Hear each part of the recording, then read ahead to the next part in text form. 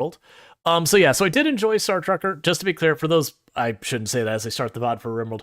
I did enjoy Star Trucker. I think the ideas behind the game are amazing. I love the whole going in and doing the maintenance in the back of the ship. I think going out and like actually patching the hull breaches versus just like you point a laser at and a hull percent goes up. I think that's all wonderful. I do like that you get in those situations where you're like, oh crap, I don't have enough batteries. Which system I'm gonna let just stay turned off? Okay, gravity can just be gone.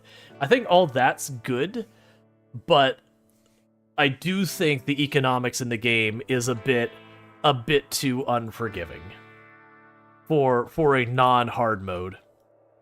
And that, like, you miss one mission, and you just get to watch, like, you do the math in your head, and you go, I can't recover.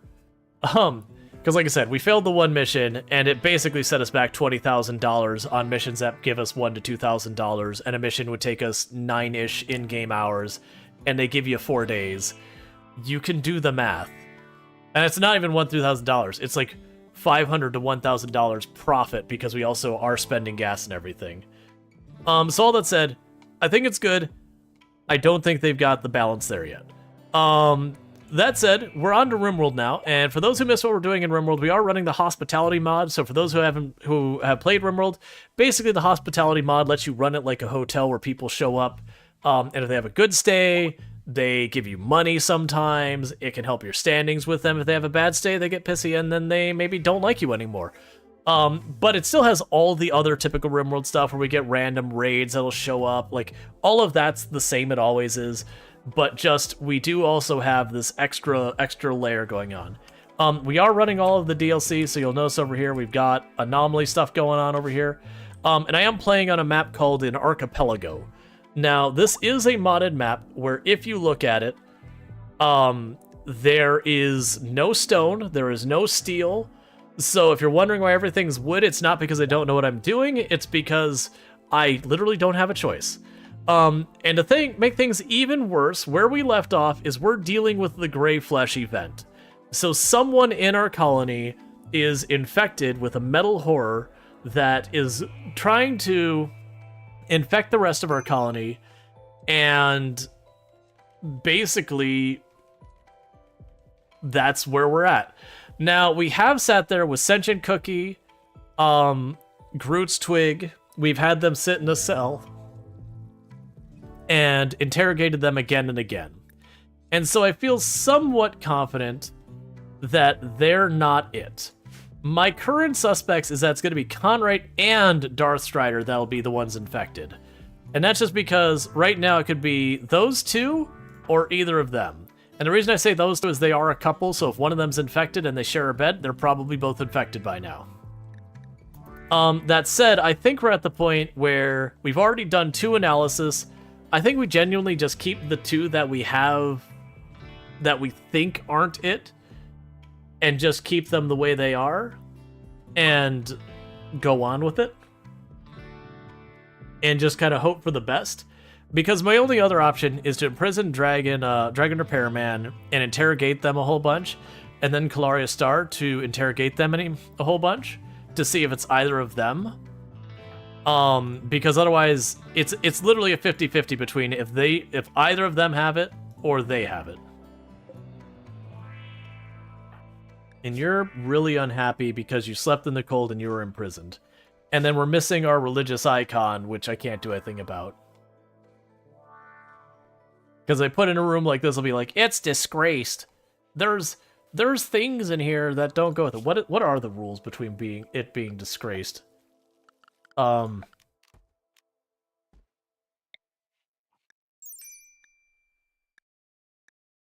not allowed to have any building, any beds, no work facilities allowed. Actually, that should be allowed to be in here. There's no work facilities in this room. Yeah, I think we'd actually put down there. I don't really have the steel to do it, but you know. Also, the space to do it's pretty rough.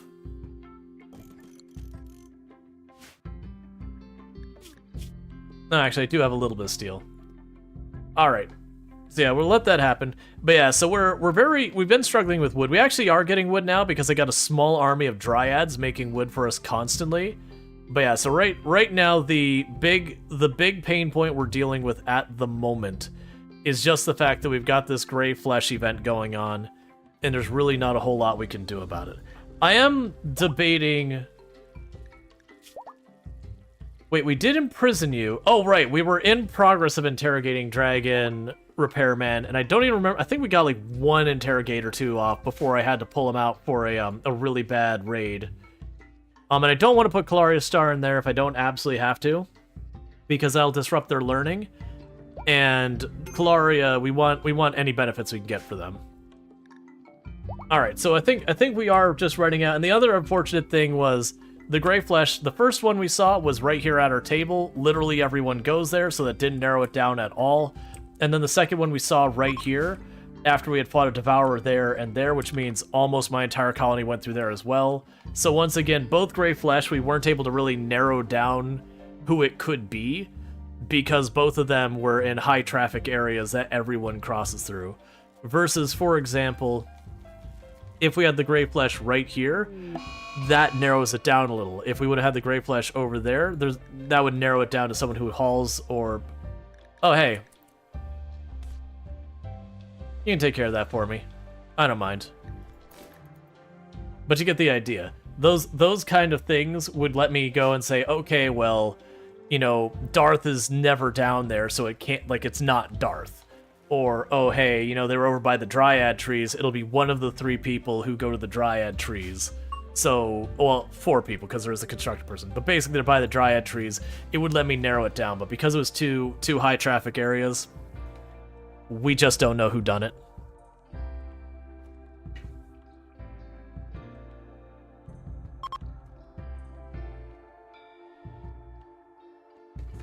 But yeah, so what we're doing at the moment to deal with it is we're waiting for the third one. Once the third instance of Gray Flesh happens, you can then do an invasive surgery, and if you guess correctly, the Gray Flesh or the mech thing or the metal horror will pop out of the person.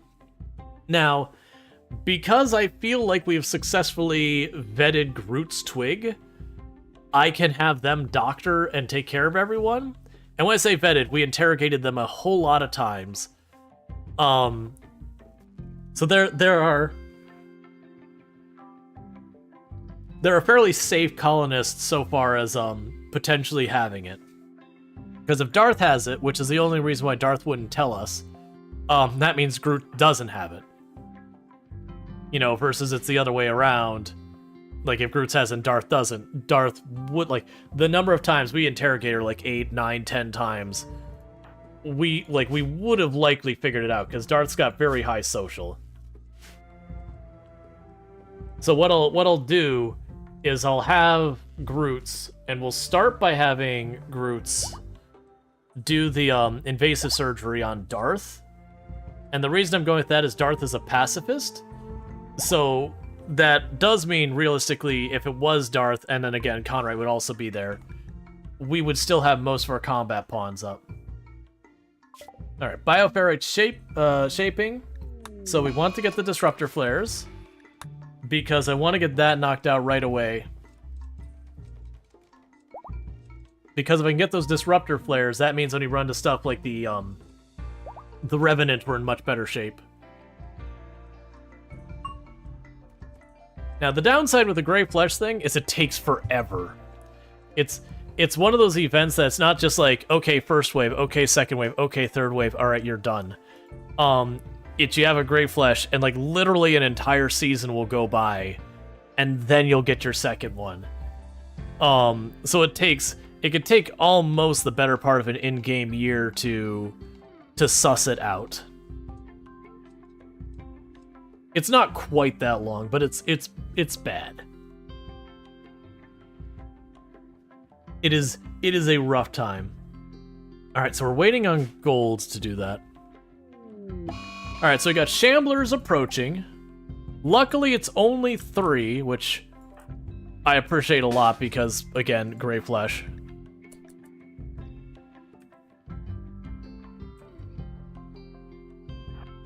So the good news is, with them being on the water, I can probably rush over there and deal with them real fast. So we're gonna get all our combat pawns in here. You can line them up on the shore. Oh, don't do that by yourself, friend. Give the others a hot minute to catch up to you. I forgot Dragon had the bolt action. Save the turtle. The turtle's okay. Alright, now you can go up to the shore and start blasting. Alright.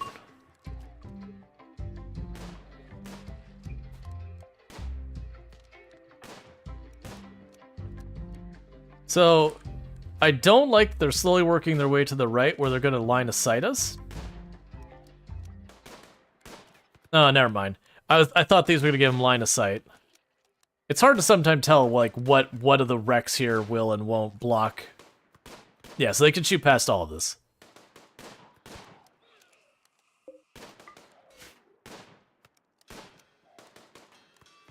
All right.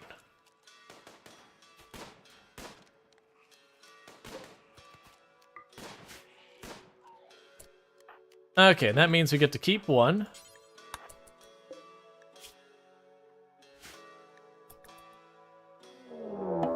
Never mind.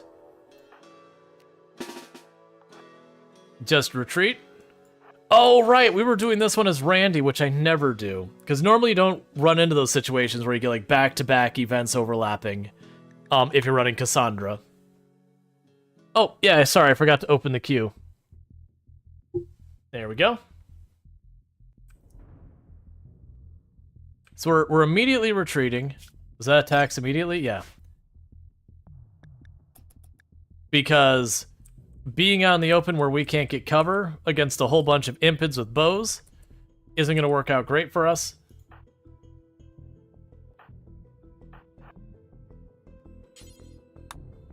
Alright, put you up there.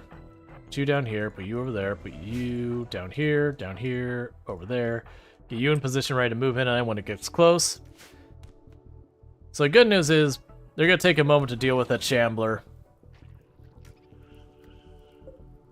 That's fine. But that is going to separate them out, because that guy's all by himself. He's going to be dead long before any of the others get over here. Well, I mean, especially if we pop over here and someone one-taps him by blowing out his liver on the very first hit. That'll certainly help. You love how I have to spawn in the water? Alright, so I got Rainy Thunderstorm. That's not my favorite for this.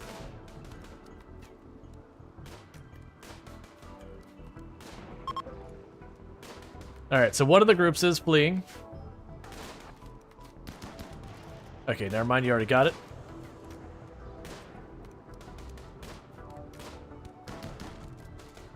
I forgot we got the chain shotgun here, which will do work. Okay, we're good. I forgot we had the chain shotgun, so we didn't have everyone involved in the first place. So the moment they got up here, the chain shotgun did stuff. Alright, I'm just wanting them to practice their shooting a little bit. So surprisingly, no one even so much as took a hit. There we go. Orders, unforbid, full speed. Now, downside is I was hoping to catch that Shambler to add to the stuff we got over here, but that didn't happen. That's okay.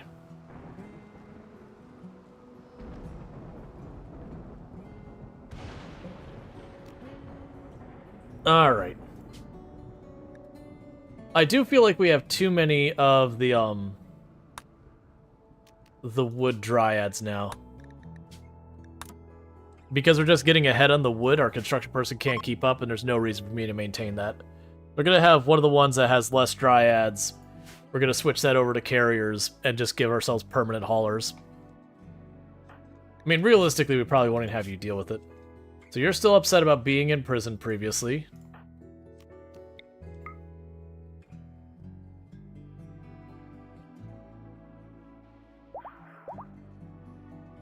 Okay, so we've got at least we got the mood debuff from being imprisoned off of you. Alright, so right now we're trying to build storage up here. So we can clear that out. Then this is probably going to become either a I've been saying it'll be a ideology room. I'm debating between making that a hospital or an ideology room. Because if it's a hospital, that's more center map. That means less people running across the map to do stuff. And I can just put the ideology room up here or something like that. We have been doing pretty well in a lot of this. Okay, so you don't actually need that to be one of our beds. That could be a guest bed. Insufficient containment because people are standing in the door. That's fine. And if we get more materials as well, we can start putting the things that will pull the bioferrite out of them automatically. Because that'll give us some stuff we can start making stuff like swords or whatever other equipment we really want without having to worry about it. Monolith study progress. Groot's Twig has had a breakthrough studying the monolith. She believes the monolith is a conduit of psychic energy some distant location. However, she is unsure where or what it connects to. Groot's Twig is convinced that by studying the anomalous entities, she can find a way to close the conduit or learn to harness its power. The monolith now provides more knowledge when studied. Cool. We are running random research, no research. You'll notice we do have the stop research button. It is randomly choosing those on the on this part. Because we did turn on anomaly, the random research, no research, the random research mod doesn't work with it correctly, so you have to turn it off and on again. And when that happens, it does let you see what you're researching.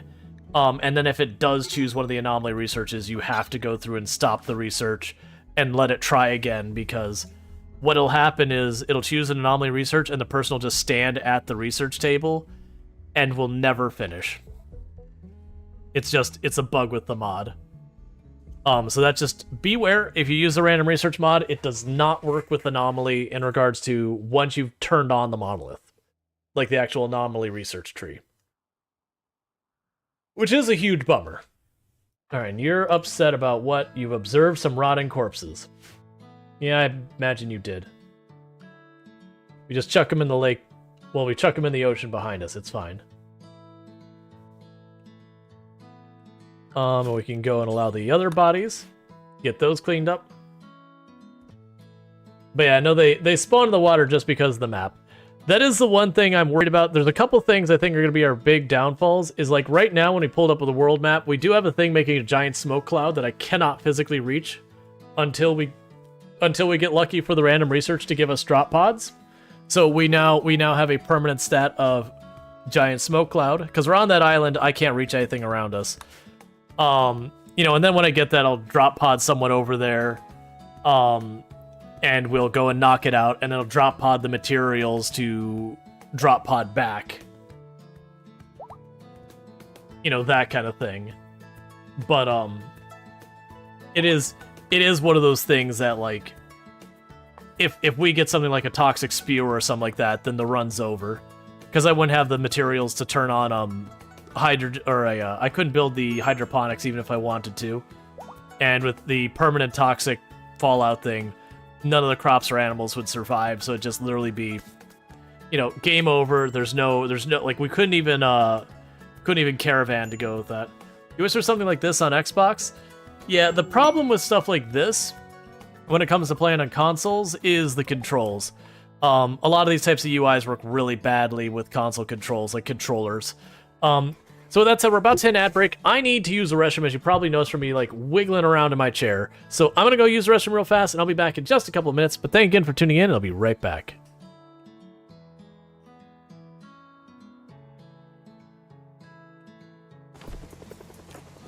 Just kind of the mental image of this person. They're in the zombie apocalypse. They're walking around with a machete. They got this giant backpack they're holding on their side. And just every couple minutes, they're just reaching in there, grabbing like a fish fillet just right out of there, just shoving in their mouth, going right back to fighting. It's a weird view in my mind.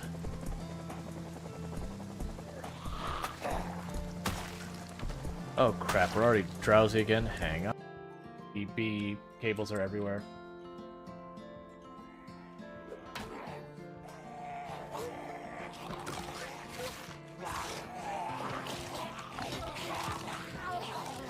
I am so sorry, I have to leave. I'm sorry. Oh, that's that. It's all good.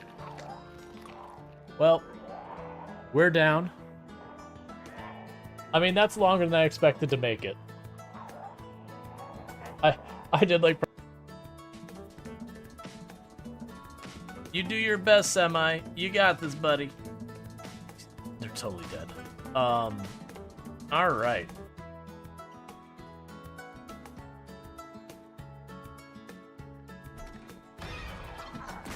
Whew, I almost didn't get that swing off. I don't know why we didn't see her approach us. That was spoopy. What is going on? A raid. He installed the musical alarm. Welcome to the nuclear reactor. Here we dance. We dance like there's no tomorrow. Dance with me. Dance. Who needs sonar when we have beats?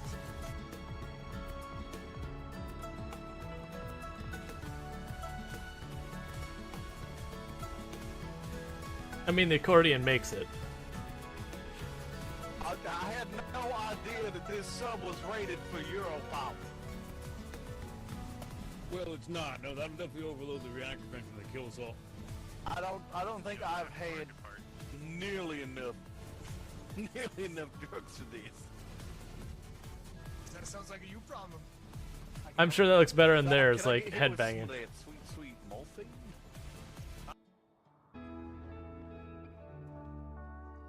Yeah, I don't know about anyone else, but if you have a colony where you've got 12 kids that you've raised there, definitely MVP parent. Cause that is a lot of kids.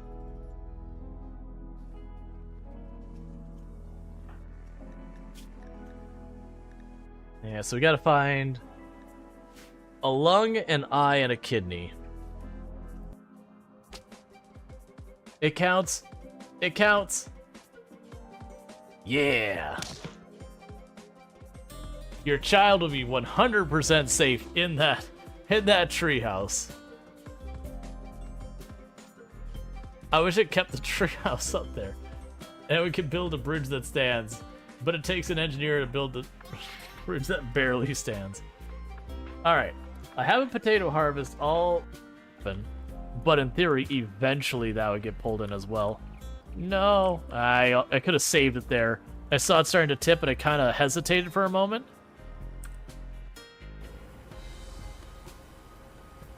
Well, here comes the train. I don't think enough time to move, so back it up, back it up, back it up, back it up, back it up, back it up, back it up. It's fine. It's fine. Yeah, that's what you want.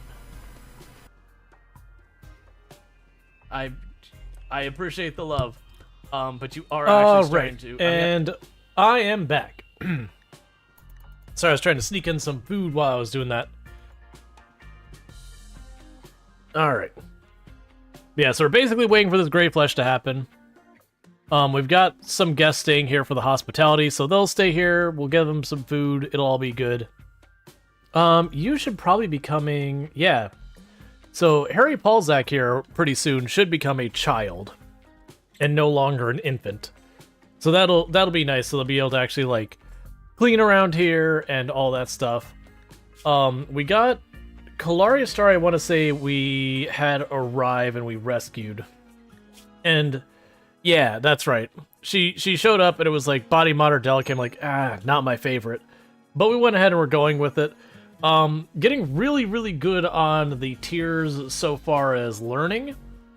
So there's a good chance that even though Delicate is a pretty awful mod to have in a character, it makes it much more likely they'll get themselves killed. There is a very good chance they'll be able to get something good for the last one, and then maybe they just become a backliner, someone we keep out of the fights as much as possible. Which it's bad when you've got 6 colonists and 2 of them are keep these people out of the fight. That's... ratio-wise, it's a lot of people you're keeping out of a fight. It's one of the reasons it gets really bad when you have a colony of like 5-6 people and you got 2 or 3 pacifists in your colony, and it's just like, hang on a second, I'm getting raids in consideration of having 6 people who can fight, and I don't.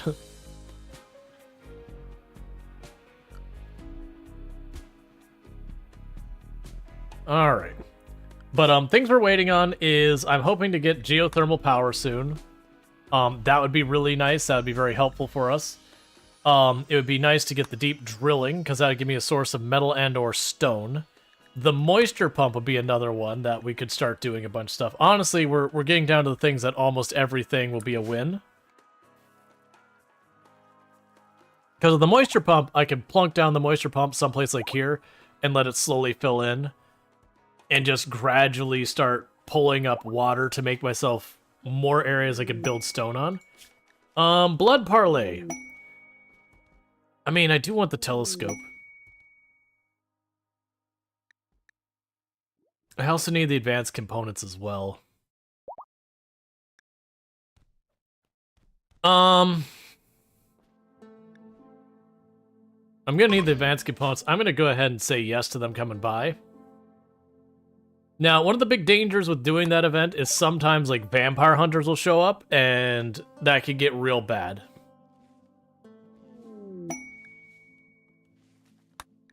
Alright.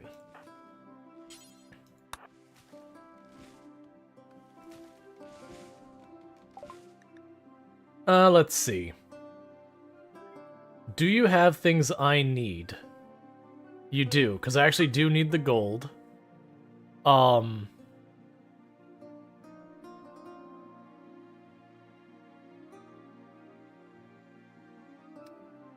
I will take that. In return, I'm going to give you Saiti. And that's just what I'm going to have to deal with. Okay, so I got some stuff to make medicine. And we also got some gold, which I believe that gold will give me what I need to build the multi-analyzer. I also missed where they dropped that stuff. I'm hoping it already got hauled.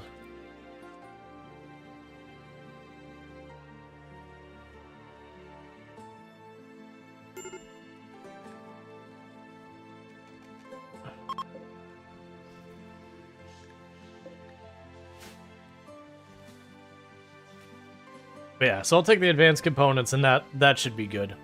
I really wanted the telescope, because then I could put that up here for more recreation options, but it's just kind of one of those things. We're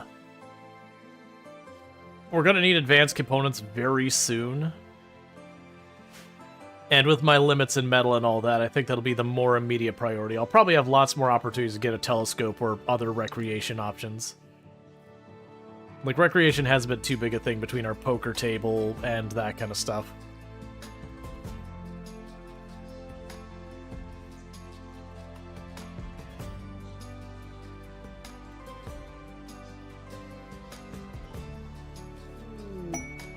Meeting complete, cool, and there's our advanced components.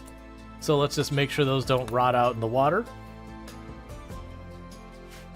So good news is no vampire hunters.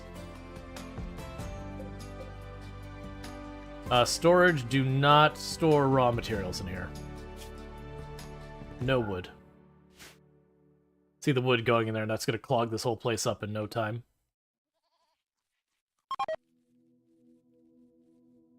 Alright, we got someone with food poisoning.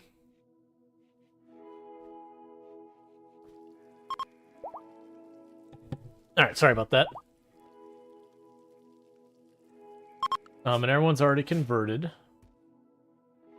They're okay with stay. Their stay was okay. They'll be back in a couple of days. That's fine. And now we're just kind of waiting for Gray Flesh again.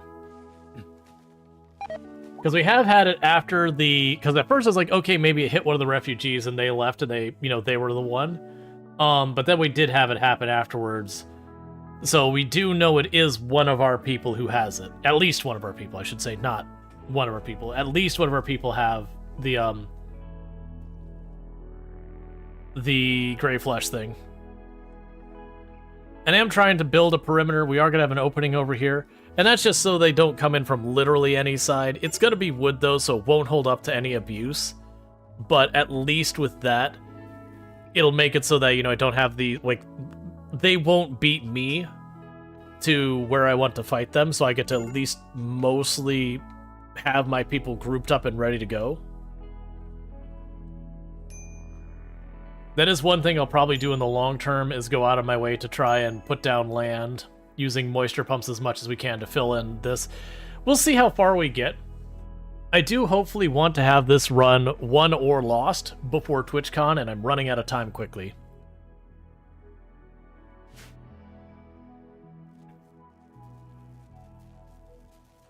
But I do think after stream I'm gonna give some feedback to the devs for Star Trucker. Because like I said, I think it'd be amazing, but I do think there needs to be some economic tweaks to it. I'll probably play it a little bit more on my own time and see how I feel about it. Like if it's something I want to give another go on the channel, or if I feel like I want to wait to see what they do.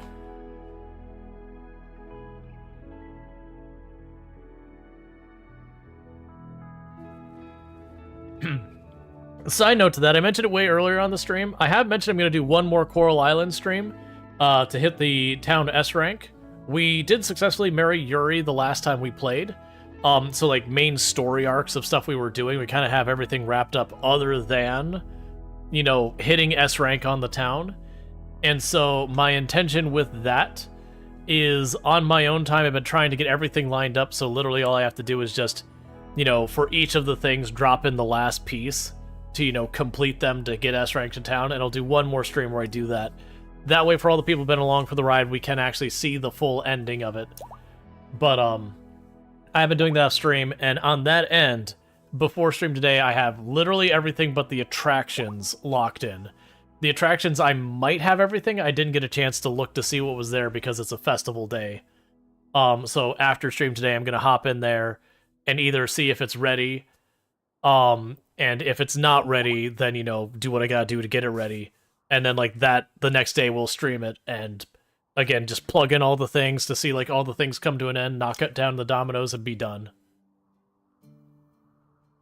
Because a really good game, but I feel like it's been around on the channel for a while, but it's at that point where it's been around long enough, I feel people would be really disappointed if they didn't see the ending, but also, it's one of those ones, like, you know, it needs to be concluded. It needs to be finished.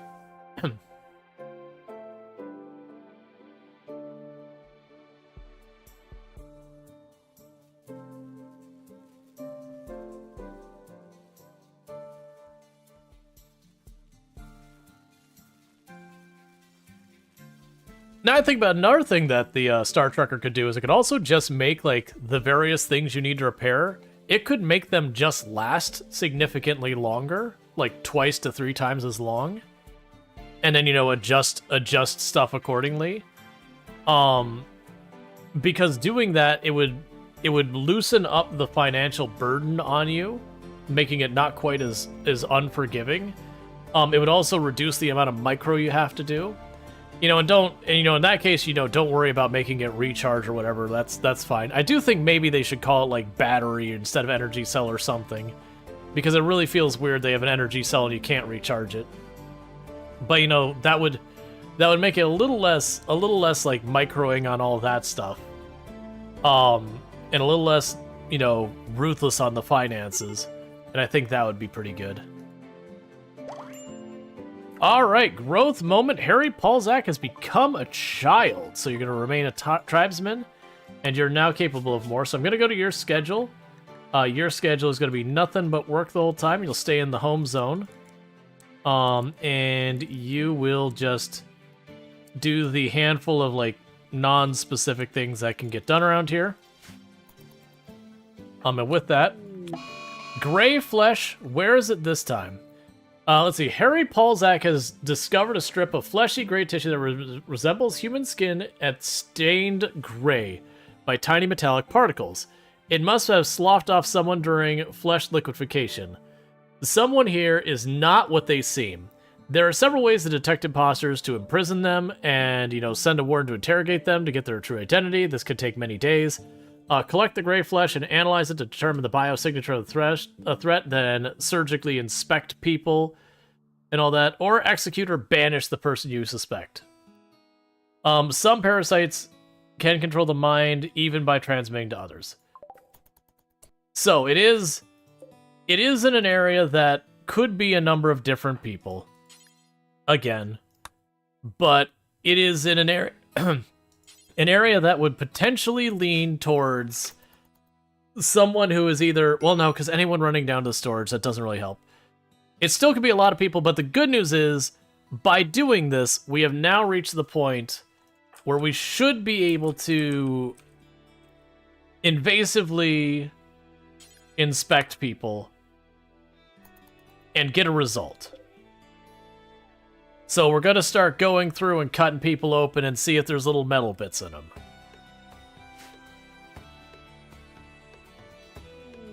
Analysis complete. We have isolated the biosignature of Soldine 3V. The signature emerges from fusing human tissue with metallic bioferrite filaments, which spider through the flesh and take control of the nervous system. You can now use surgical inspection operation to detect it in living tissue. All right, first candidate, Darstrider. It is time to have a look at what you've got going on inside.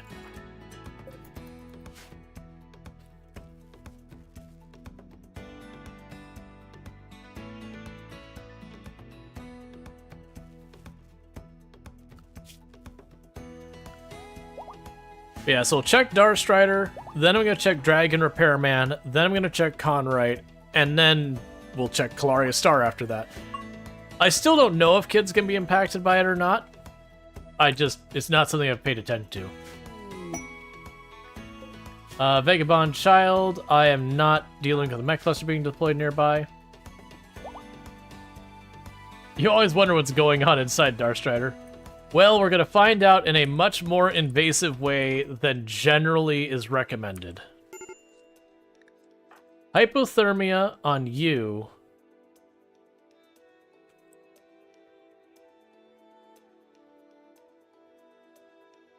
Our power is out. That is a problem.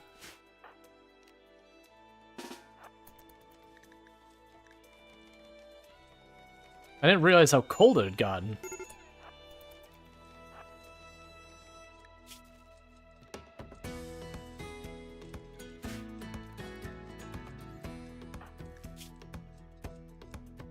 Alright, so we're gonna need to get more stuff hooked up, unfortunately.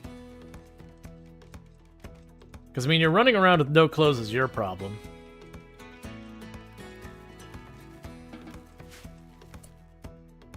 And I'm trying to see, do we even have clothes for kids?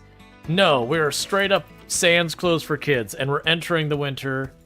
That is not what you want to see. Kalaria Star has become an adult. Well, fortunately, some kids' clothes just became available. Fast Walker, no questions asked.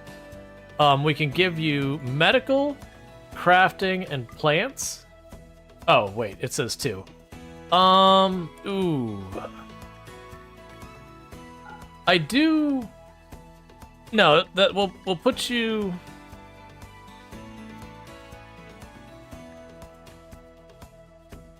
Probably plants.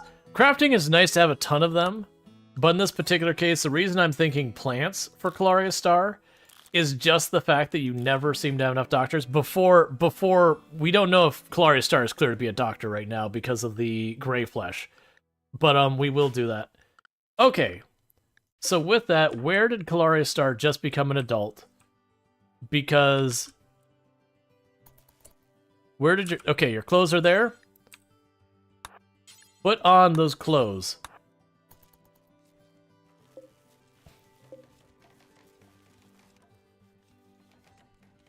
Because that should help you not freeze to death. Alright. And then schedule, I need to go through your schedule now, and you are not restricted anymore. Did we find the metal horror? Not yet. We are about to do surgery on Groot's Twig, who's my primary suspect. Is these two together my primary suspect? I should have everyone already here, but it's too late to get them here in time. Okay.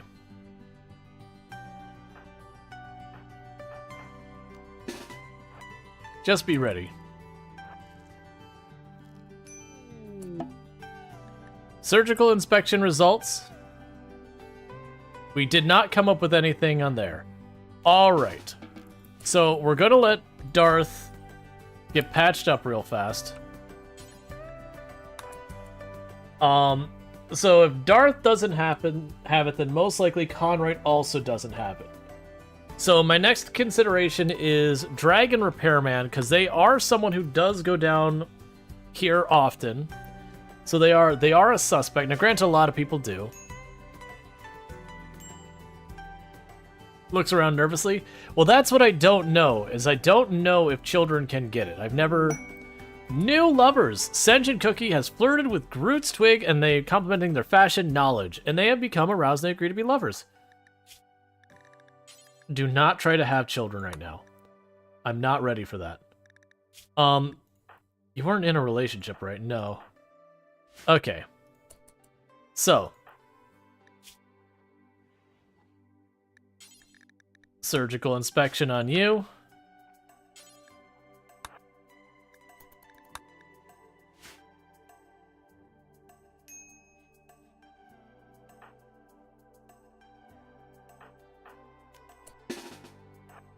And we'll get the others ready in case a metal horror pops out. We can hopefully save people from getting mauled. Never mind, our doctor has had a mood break, so can't do it.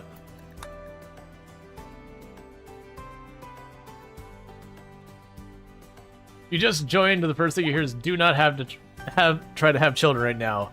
Sounds like RimWorld. Yep. So yeah, so we will continue the invasive surgeries once things go. Now, the worst case scenario is if Groot's Twig is infected, we are screwing our colony, but Darkstrider did interrogate them a lot. So while I can't say they don't have it, the odds they've gotten away with it for this long are pretty slim. So there is a lot of hope that that's a thing.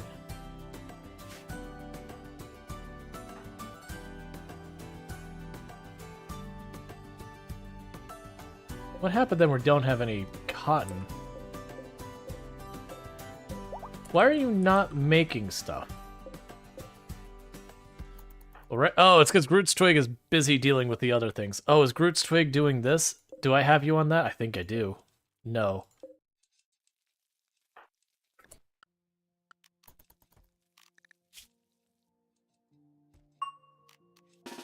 Alright, get in there to avoid freezing to death. Because I need our crafters to actually craft. We'll continue the invasive surgeries until morale improves. Correct. You understand what's at stake here. Okay, so it's back to getting you queued up for an invasive surgery.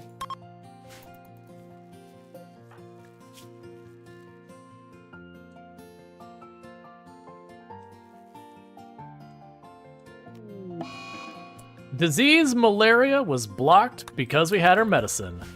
Did I mention I really like the medicine? And just not when it comes to malaria? Why would you run out there to eat your food?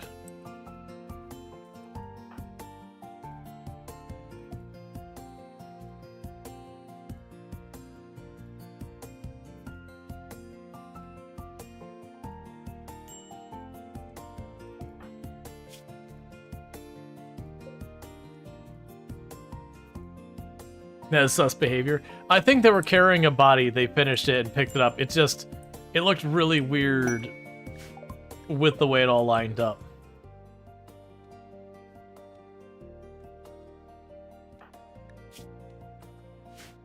Alright, if I can have you go to bed, please.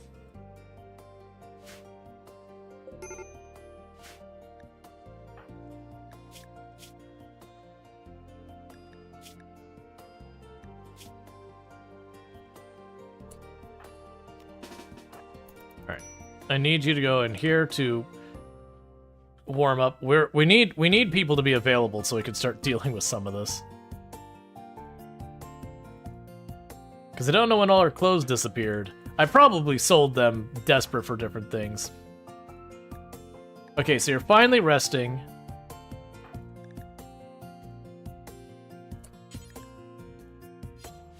So Groot's here is going to operate.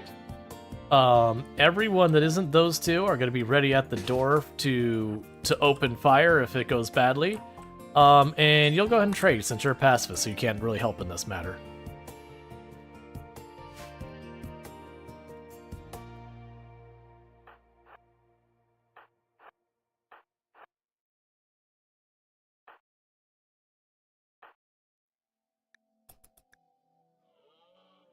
Where are you?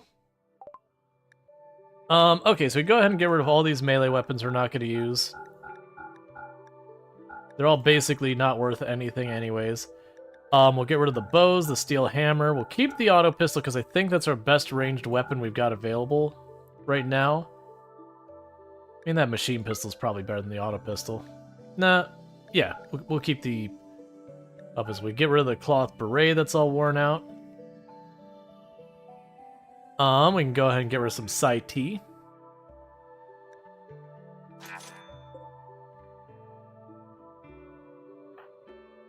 You're way over there. You all just do something else for a bit. I didn't realize Groot's was on the other side of the planet at that time.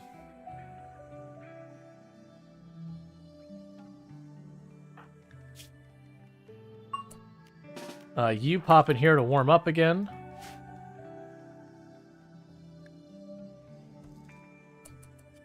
Okay, and everyone else,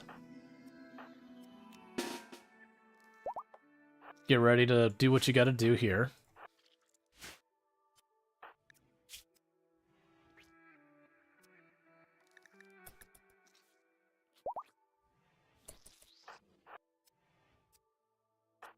Actually, I should have them much closer than that. We got visitors.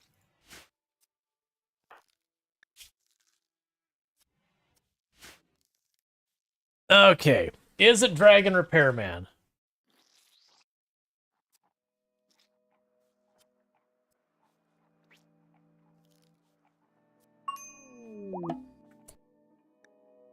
That's not good.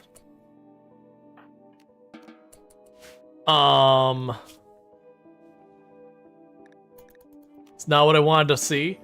So that leaves it as Conrite, Kalaria Star, or that I've not actually vetted Groot's. At which point, if we did the conversation with Groot's a whole bunch of times and we failed, then Groot's is just infecting everyone.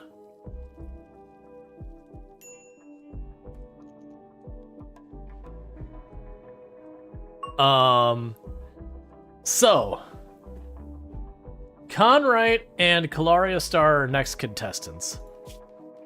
I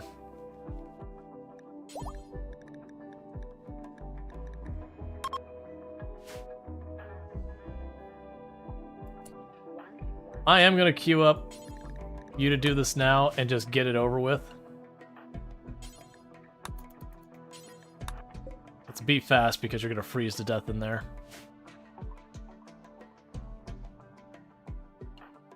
You're not on the other side of the map, are you? You were. Alright.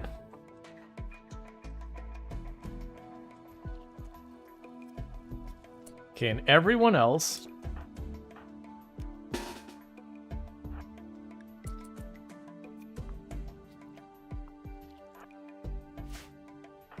get them in position so they're ready to rock and roll the moment this goes down.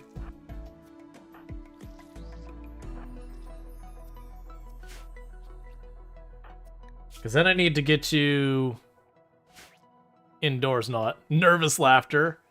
So the interesting thing, the reason I wasn't thinking Kalaria Star is because Kalaria Star was a child, and for the only one to be a child, like I said, I don't know what the rules are. A lot of the times in RimWorld, it's not that children are immune to a lot of stuff. Okay, it was Kalaria Star who had a metal horror inside of there. And it was literally just the other one. And supposedly they were implanted before they arrived at your colony. Like I said, that's flavor text. it doesn't actually mean they really were implanted before they got here. Like that's just flavor text.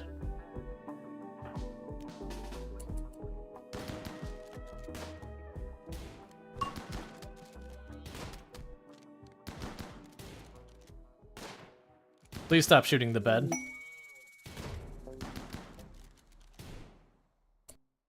Alright, so all of you do your thing.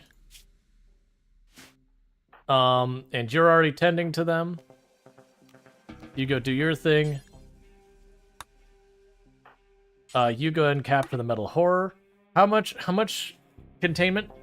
110? I can't do that. I can't even get close to 110. The what we have right now is 44. So I have to kill it.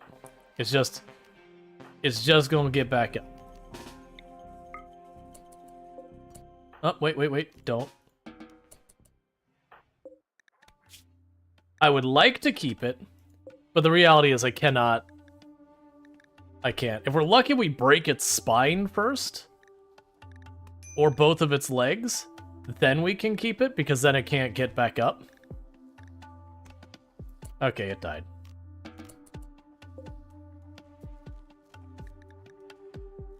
Alright, so new research is available. I need you to go to bed.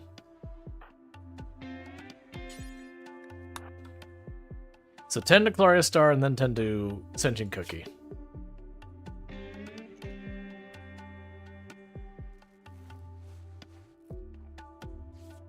Alright.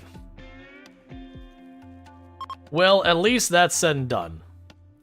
Because there was another person with a metal horror, when we caught one of them, they all pop out.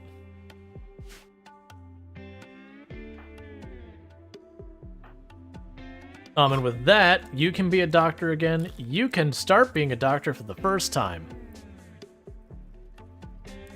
Cool.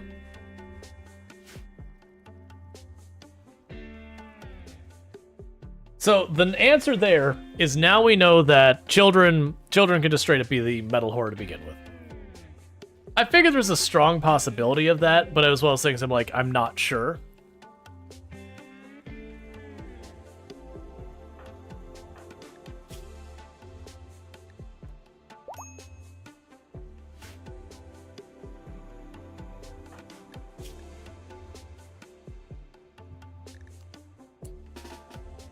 Alright, so you need to get back in here so you can warm up. Oh, you dropped your weapon.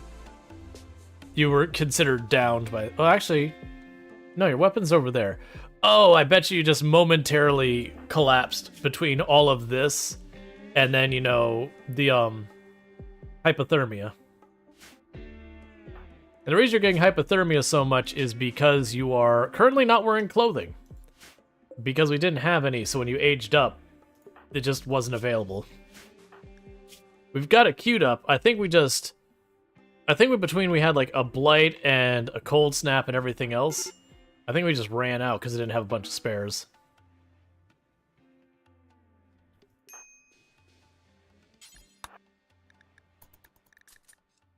All right. Wait. Medical patient awaits operation.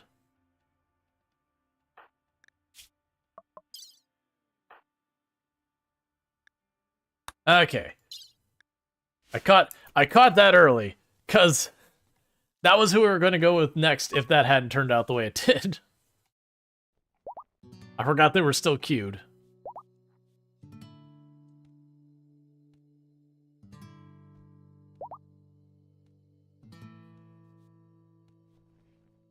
Okay. The good news, though, is we've got the medical inspect. Sorry, we've got the gray flesh thing behind us, so that's good news. So everyone can go back to doctoring and cooking per normal. We still don't have a good cook in the colony. Sentient Cookie's doing their best, but there's literally no one has passion. Just got to open them up to be sure. It's pretty much.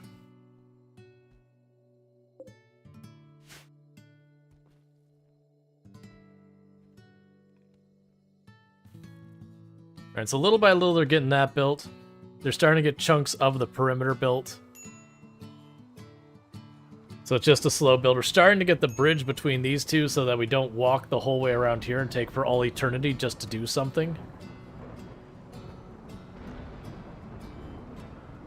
How are we doing on our research as well?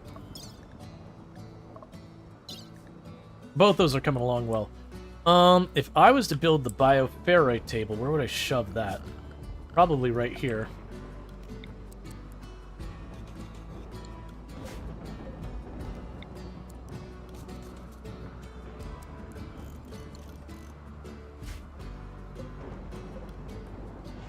Okay, you are gonna go repair that, because I don't want that badly damaged.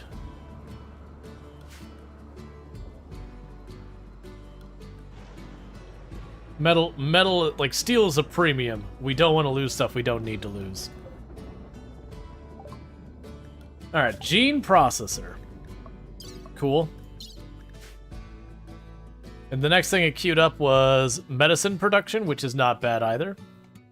Because like I said, random research is just with anomaly on, I can actually see what it is. To be fair, normally on the mod, if it wasn't on the settings I usually play, you don't normally get to see what the research is until it's like 20-30% versus I set to like 90%. Yeah, we gotta get you some warmer clothes so you're not risking hypothermia constantly. But that requires Groot's Twig having the availability to do so. What is Groot's working on? Oh, that is a major problem. Okay, I see why we're not getting that done. So Groot's is just going to have to step up the crafting side of things. Alright. Yeah,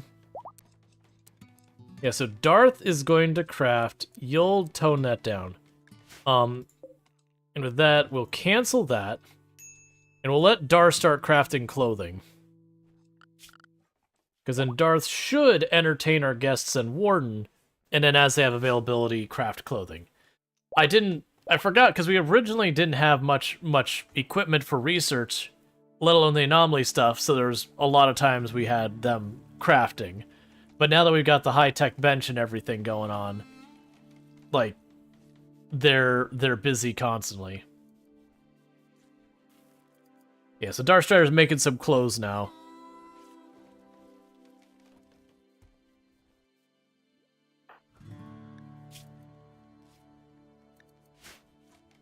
Alright, you need to wake up and go warm up again. Yeah, so pretty soon, Kalaria will start being able to get at least some clothes. So even if they don't get enough to completely stave off the cold, every little bit they do to resist it will make it so they get hypothermia quite a bit slower. And so that'll buy us more time. So it's not quite as bad of me babysitting, just going like, get in the warm room, okay, get out, get in the warm room, okay, get out.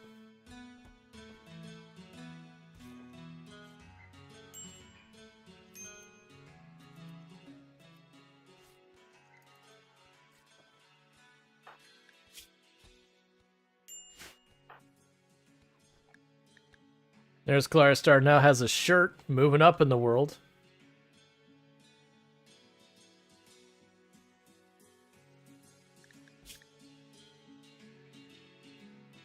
Oh, wait.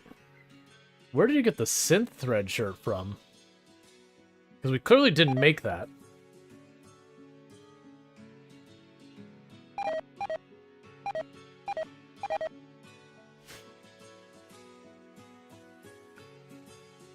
That's fine. I've got 6,000 food. We're fine. We're finding cloth pants that are mostly worn out. The point is, we are slowly getting stuff together.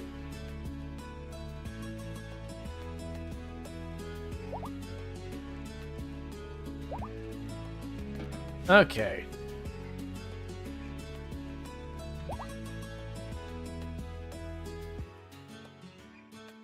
Surprised they had those worn out clothes. I'm pretty sure I have a fire in here queued to burn them. Oh, we must not have the fire anymore. Oh no, there's the fire. Ah, it's not set to queue up anymore. Burn apparel, do forever if it is not clean.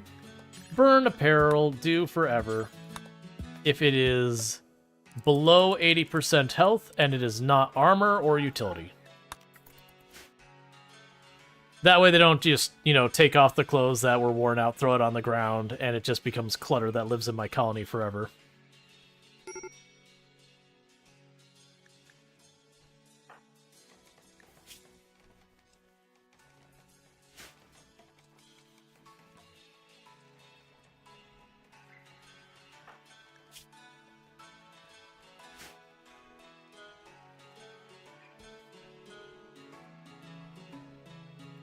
Alright, they're all hauling now and making all that happen.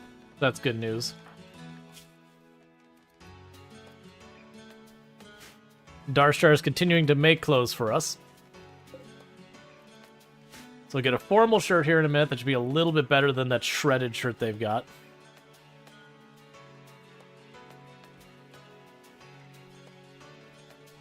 Alright, and pretty soon we'll actually have our proper storage room up here, which has been way too much effort put into that. Oh, did we get the fire foam poppers? I really don't want to spend the steel, but we really should have one in this room. I probably should actually have 2 in this as well. Inspired creativity, that's fine.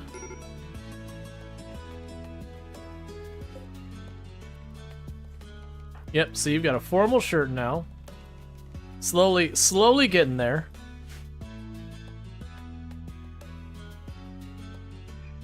It's almost like turning on crafting was a kind of a big deal. That I accidentally turned off crafting because our researcher was never going to have a time they weren't researching till like it was all done.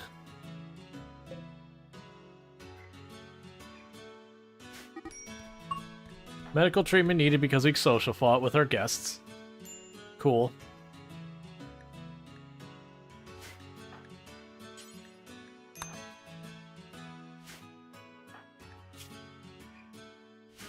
Oh yeah, we still need a lung for Groots, because the colony did almost die like 3-4 streams ago. Like it was really on its last limb, and we did manage to recover, which was nice. But you can see that we actually have a lot of people with like prosthetic legs and scars, and like a leg is missing, a lung is missing, wooden foot. Just a lot of people got pretty badly hurt. Alright, transport pod crash. Not affiliated with anyone. A greedy gourmand. No.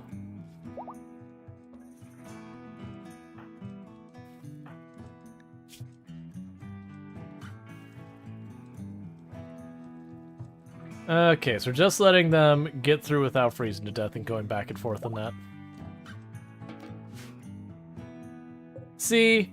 They didn't need my help. They're fine. Besides, they're like, boo, children are learning things. They hate it.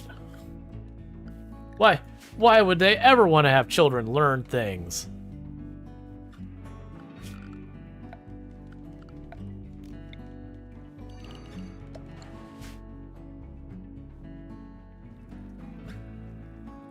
All right. And what are you down here? Oh, it's the torch.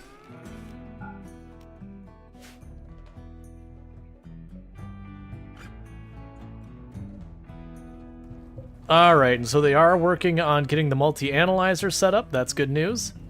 Keep that research rolling. And they're getting our ideological symbol that everyone's been whining about. I'm really hoping it's not like, you have a thing in here that's a production thing. Oh, you know what? It's gonna be mad about this. Reinstall you into that room. And do that right away. Because they're gonna complain and be like, there's a bed in here. Look, man. It's very relative. There. Because I don't think the desk counts as a production table or anything like that. So the rest should all be recreation and all that. It should be okay. Until we get the ideology stuff all set up and sorted.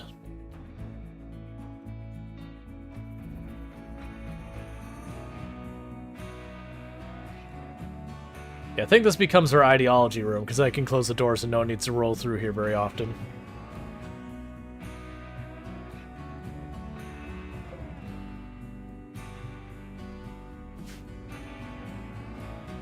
And how are you doing? You're all patched up.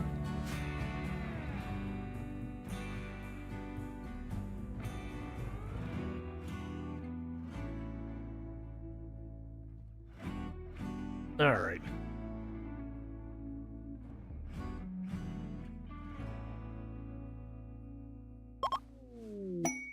So they're giving us some tox grenades because they enjoyed their stay. Thanks, man. Nothing says you had a good time like leaving me biological warfare. Cool.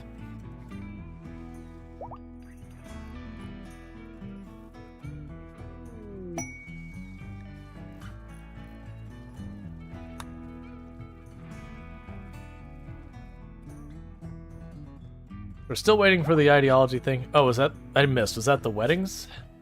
No, they're throwing a party.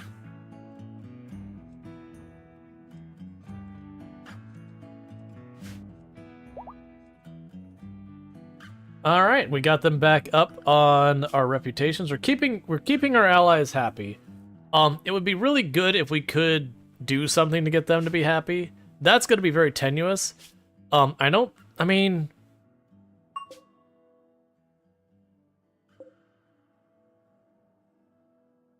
I probably could drop pod stuff over to them and buy their friendliness, and then once they're friendly, they'll stay at our colony and we can work on it that way.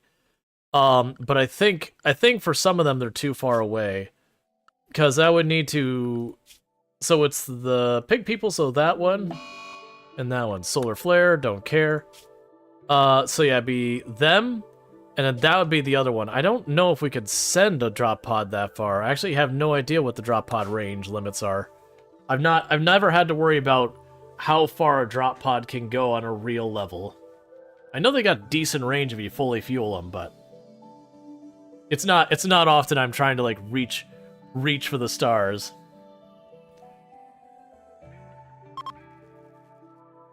Okay.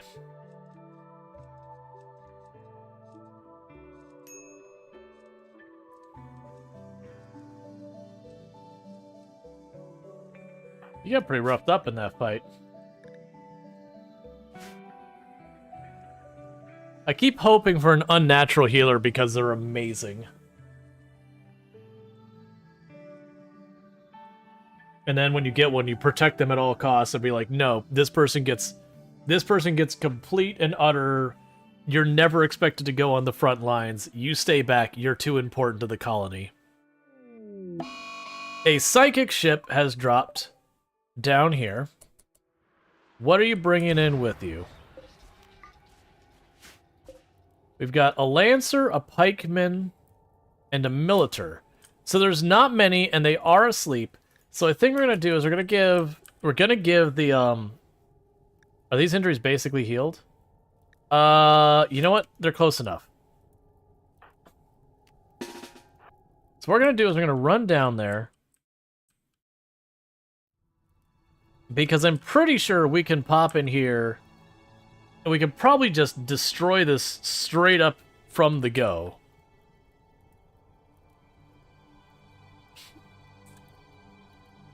Because what I'm going to do is I'm going to have all my range hop on the Lancer, with the help of Sentient Cookie keeping in melee. That takes the Lancer out of the equation. The Militar should just fall over dead, and it'll be a matter of running Cookie at the Pikeman.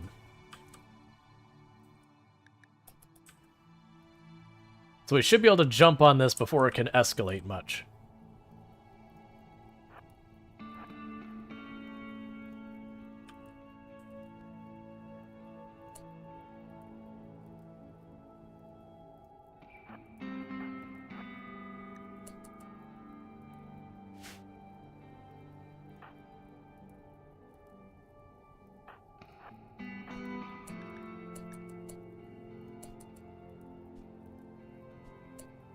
All right.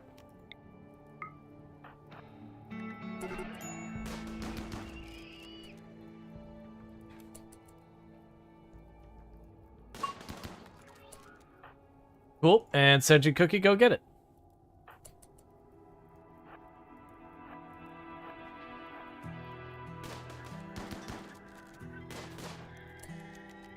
And easy peasy lemon squeezy. All we got was one bruise. That was a weirdly small raid. We have been getting some oddly small raids lately. I mean, we did suffer losses, but we should be way past the point that the game has backed off on us. How is our wealth? Is our wealth just really low? I mean, it's not that low. It's almost 100,000. Which don't get me wrong, for where we're at in the game is low, but it's not low like I wouldn't expect something more substantial than that. Now granted, we're also dealing with Randy, and Randy is weird sometimes.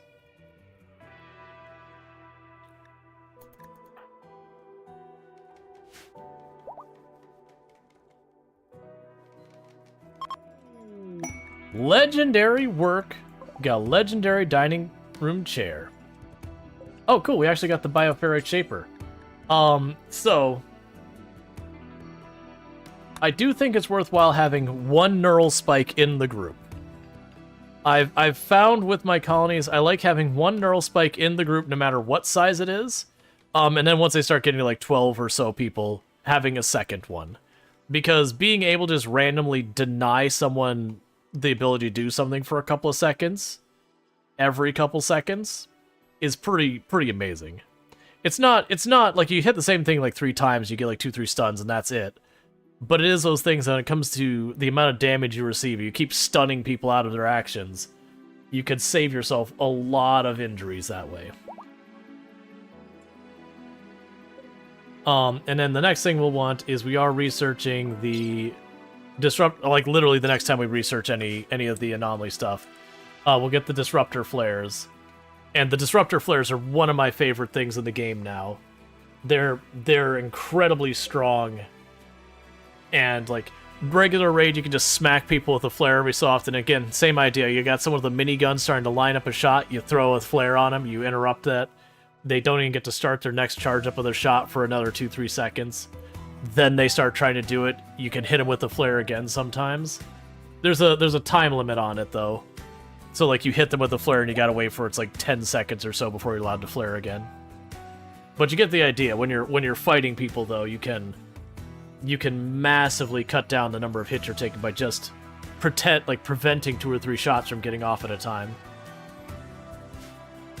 And then plus if you flare people in a bottleneck point, then all the people behind just have to wait.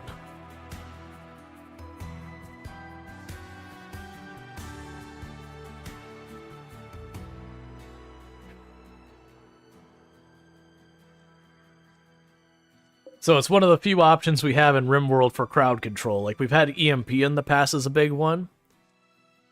But there's not been many choices. There's only been like 2 or 3 options. And it's another one. And anything you could do to, like when you're fighting dangerous enemies, you can do to remove one of those threats temporarily is tremendous for saving people. And disruptor flares. Okay. So the next thing I'm going to do is we have the electro harvester, and I'm going to go for the bioferrite generator. Well, actually, we'll go bioferrite harvester, then electro harvester, then the bioferrite generator. And the reason for that is to be able to get some other stuff going on there. Man, it sucks that those take components. I do think it's worth having them, though.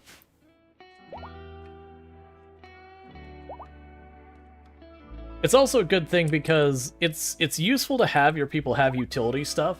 And so, like, a lot of times, you know, you're going to have your melee people probably have a shield belt, maybe if not a shield belt, like a jump pack. And then when it comes to your other pawns, you might give them stuff like the insanity lances and those kind of things. But a lot of those can be hard to come by on any real amounts, or orbital bombardment beacons, those kind of things. And disruptor flares are relatively cheap and easy to get a hold of.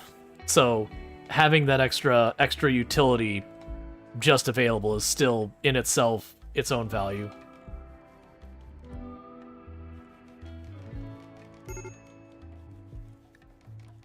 All right, we got all this going on down here. Entity escape on the Sight Stealer. Sight Stealer? Do we need to talk about it, bro? We can talk about it.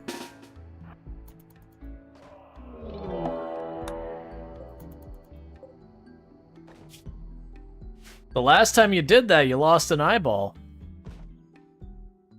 I am prepared to remove a second one. I prefer you not die in this experience, though. Like, if I'm being real, I would prefer you survive, so I can continue to rip bioferrite out of your body. It's fine, though.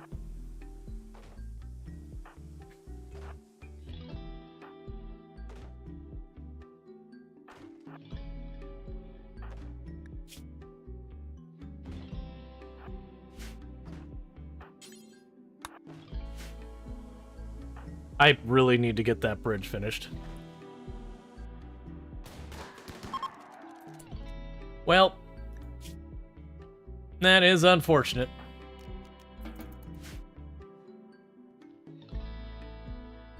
There's a little less bioferrite in our future.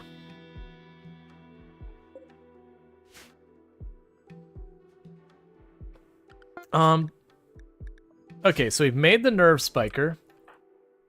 That's gonna be Harry's.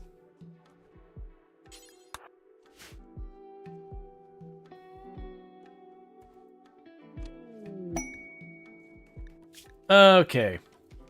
You're willing to give me a reinforced barrel if I go to a place that I can't reach. Cool, good for you. Alright, sweet. So I do have a room that has slightly higher containment. That's good news.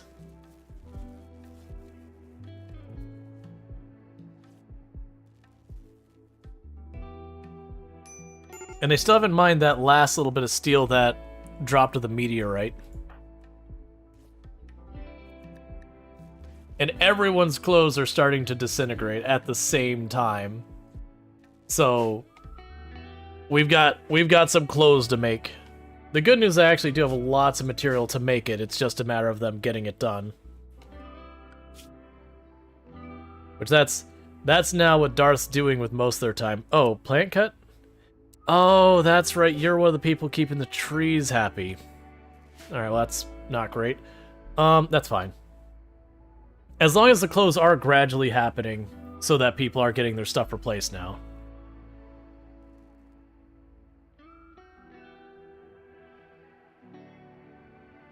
Because we did get far enough we're not getting warnings of hypothermia on Calaria Star constantly.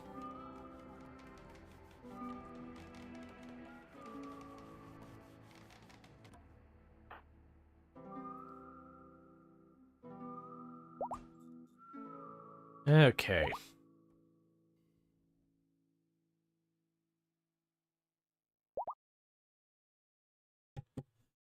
Sorry about that. So yes, the good news, we've almost got the storage room, their platform built. We're starting to get our border up there. Did we get the other component that was down here? I'm pretty sure we did. I'm pretty sure I saw it get grabbed. We do have like not enough stuff for some people to do.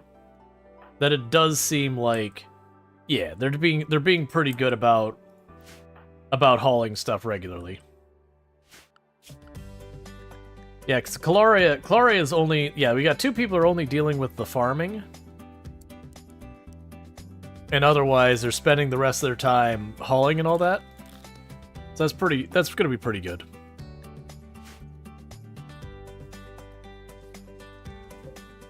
Cool, and that's not marking as disgraced, so that was fine.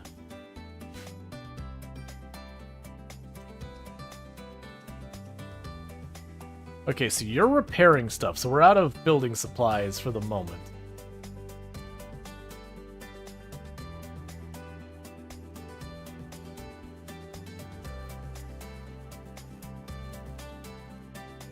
Which comes as a little bit of surprise at how long that took.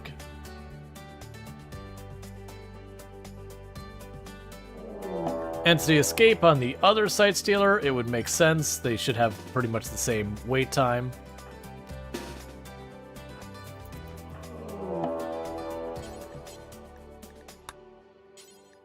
Your door is already damaged. That's a problem.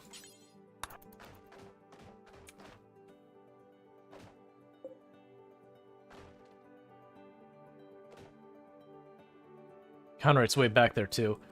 Hey, Harry, you're not leading. The door's not gonna make it. I can't get there in time.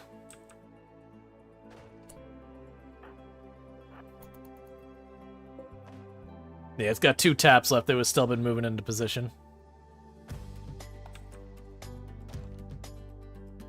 Well, that's a bummer. I believe I do... Yeah, I have a little bit of slate left over.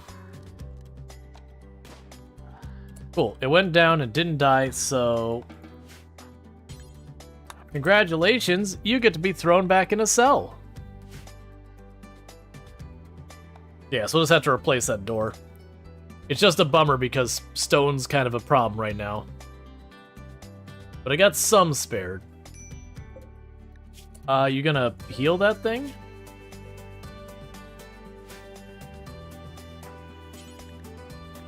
There you go.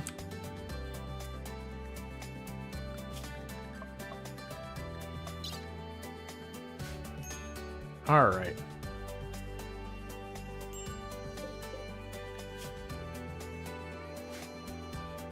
And we extracted some bioferrite for good measure. Yeah, so this one's pretty roughed up. It's missing both its ears and a lung. And then this one is just hurt. Because some of these will regenerate all of the stuff, so like revenants and ghouls, when you strap them on there, they'll fully recover from any and all injuries you give them. Versus stuff like the Shamblers, I can't remember with them. But like the Sight Stealers, the Devourers, and that, if you shatter their spine or whatever, you never have to worry about them escaping ever then. It's just, you can't controllably do that without mods. So it's just a matter of getting lucky where you fight something, it goes down in a way that it will never get back up, and then you've got a permanent resident for your containment.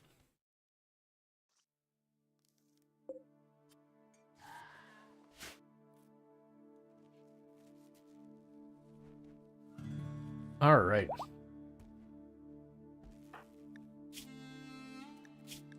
Did anyone get one of the flare packs yet? No. I kind of figured it was going to be that case. We're going to be getting bioferrite extremely slowly with just 2 Sight Stealers. I want to say that the flare pack is like 50? 30. That's actually not that bad. 30 in a component.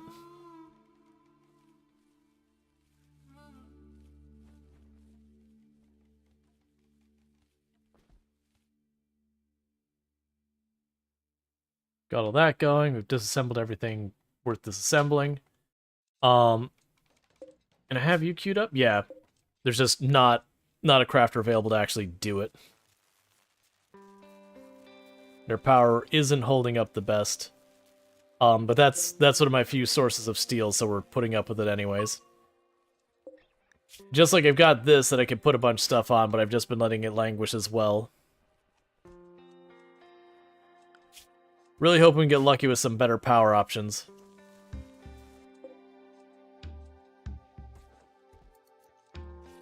Well, we can turn that off for now. This only designates that a colonist should flick the switch. Nothing will actually happen until a colonist does. That's fine. Why are you telling me that? We've done that many times. So I am trying to turn off some of these things that are using power in hopes of getting the smelter to be on long enough for, like, Darstrider to start smelting stuff.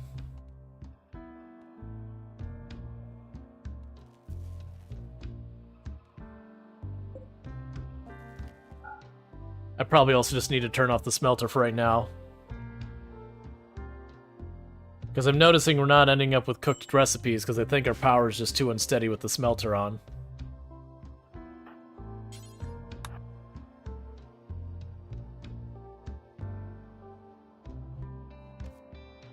Basically, I need more reliable power. It's really kind of hard to fit these wind turbines in on these islands in a way that isn't kind of just not great.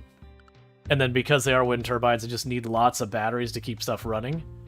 So I'm really hoping we get our geothermal soon. Or like I said, we are going to start working our way to the bioferrite generator. Right now, I don't have enough to power a bioferrite generator, but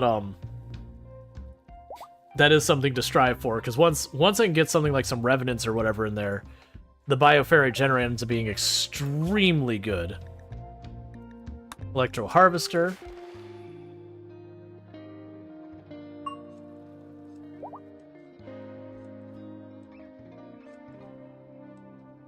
All right.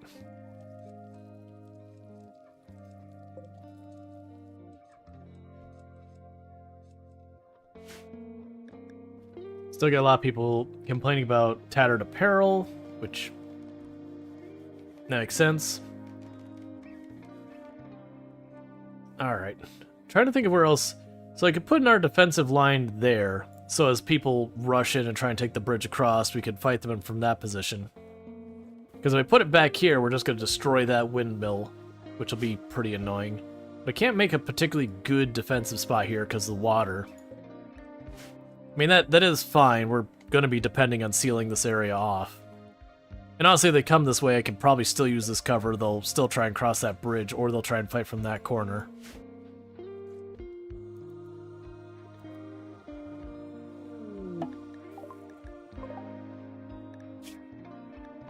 A kind pessimist. That's fine. They definitely died on landing. Seems to always happen with the drop pods. And for people who aren't catching that, actually, you're getting back up and walking away. That's unexpected. That's just kind of the meme of like, when you get a colonist that drops in from a drop pod and they're terrible, it's like, oh man, they didn't make it. You know, guys will say like, no, please save me. It's like, nope, didn't make it. Just, such a shame. Really a bummer the way that worked out. Alright.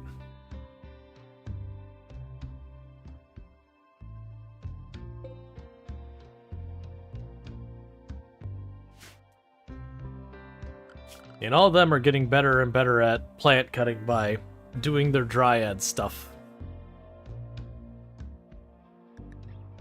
Do you have like a penalty to your... You do have a penalty to your plants, don't you?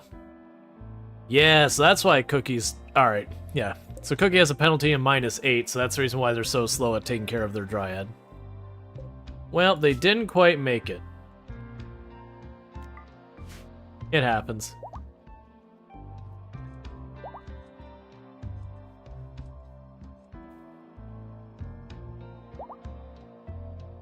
Alright.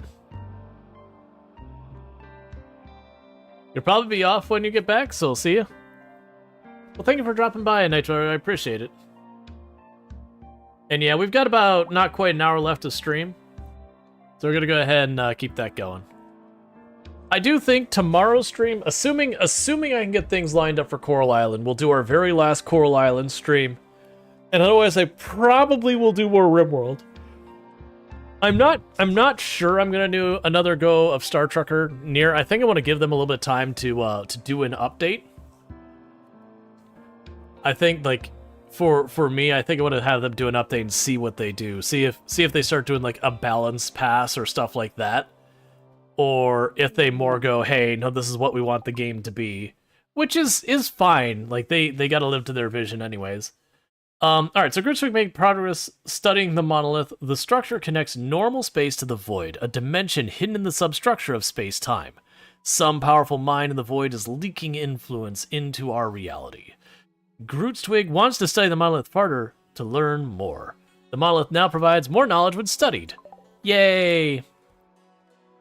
And canonically, that monolith has been sitting here the whole time, and we've been building this resort and everything is fine, and then we invited Claria Star to stay here, and immediately Claria Star ran up and was like, I want to go poke this thing, and let all the spook into our world. That's canonically what we're doing. That, you know, being a small child is like, I need a little adventure in my life. Weird. The thing that tries to speak to my mind. That sounds like fun.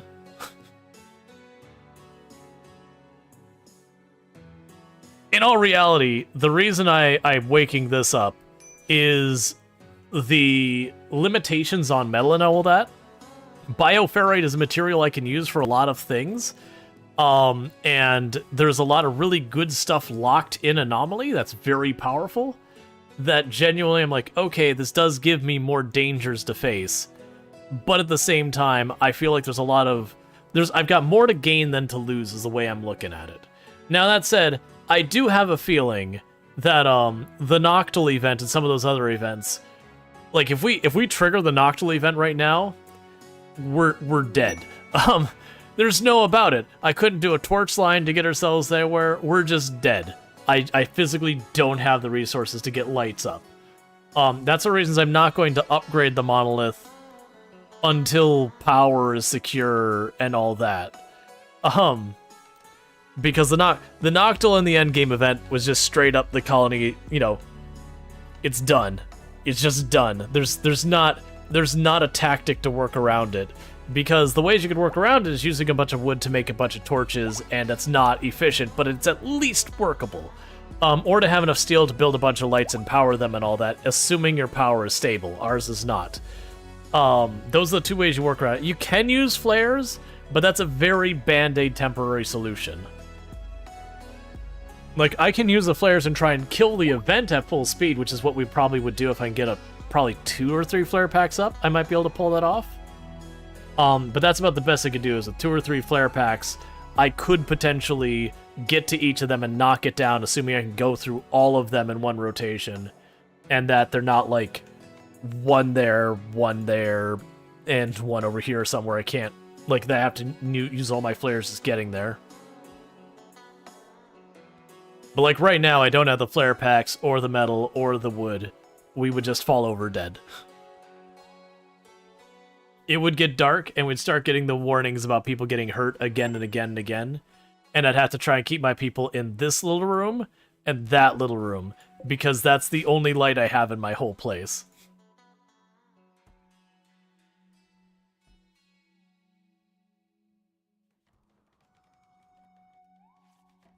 Alright, Conrad's almost finished the bridge. The build order and all that, because we queued up this first. That's been queued up way before the others. Then we did the wall, then we did the bridge. But it's not even the closest, because most of the wood is coming from up here, so the closest would be that. And even if it was the closest to the pawn, that's a question mark. It could be closest if they drop the wood down there. But it's always been one of those things that when you're trying to figure out like what the priorities are, there's always a little bit of head scratching them, like, I don't think you're supposed to be doing that one as the priority. Okay.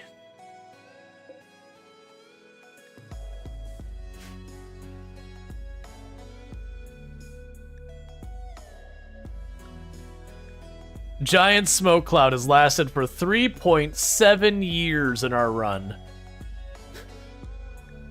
Conrad is pregnant. I didn't want you to have the baby. It's not a good time for babies.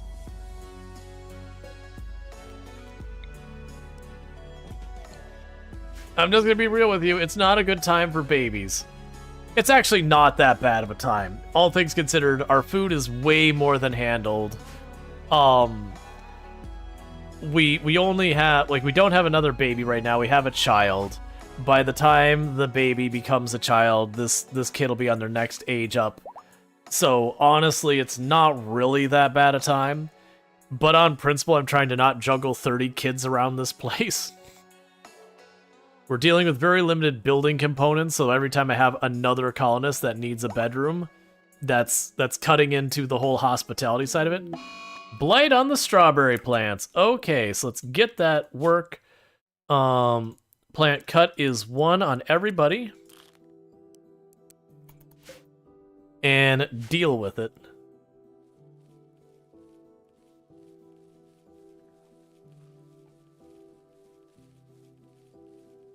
All right. Don't stop with 1 left. Come on, man. Cool. All right, so let's fix those priorities. Honestly, so you have a tree. You do not have a tree. You don't have a tree. Dragon has a tree, Calaria's Star does not have a tree, and Darkstrider does have a tree. So I think I've got everyone set up correctly.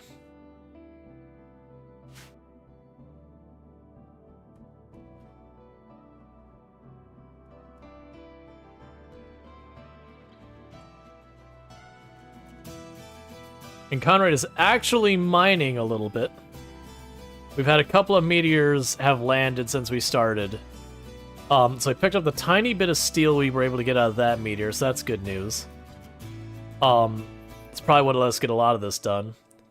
What's Darkstrider working on right now? You're not. You're playing a game. That's fair. And then you're resting. Because we're really struggling to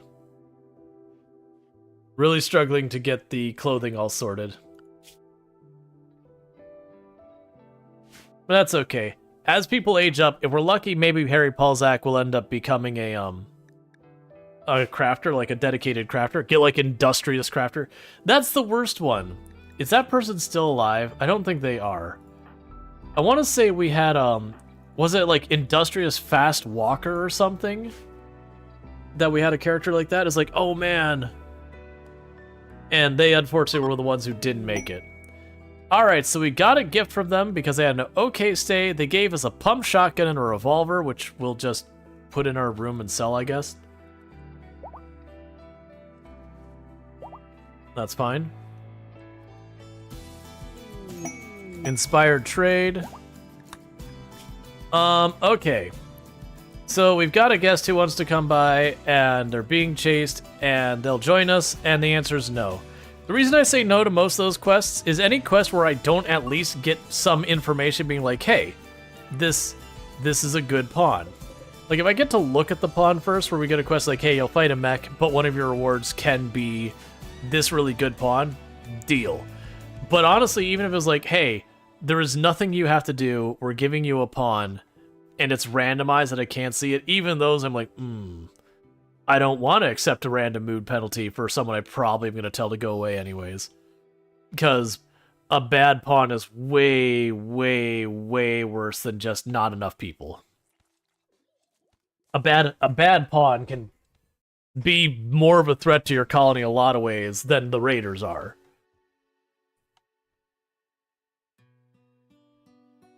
Because at least the raiders have the decency of you shoot them until they die and they stop hurting you. Versus the bad pawn is just there, endlessly causing fistfights, and endlessly making people have mood breaks, and endlessly starting fires, and having drug addictions, and going on insulting sprees, and all that.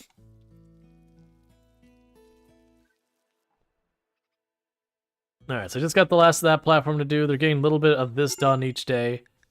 So that's good.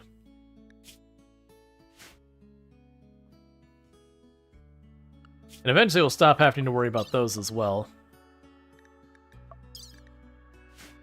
Alright.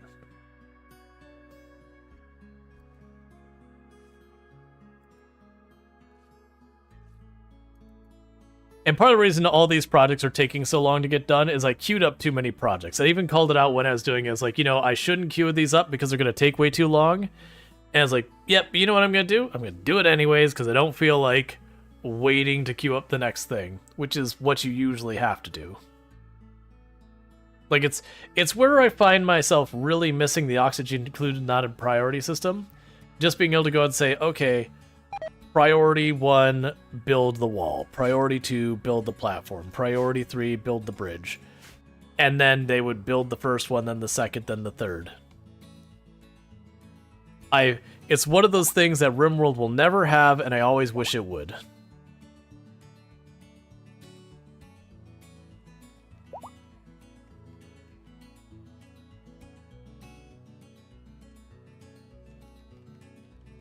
Okay, just checking one or two quick things real fast, and I'll be...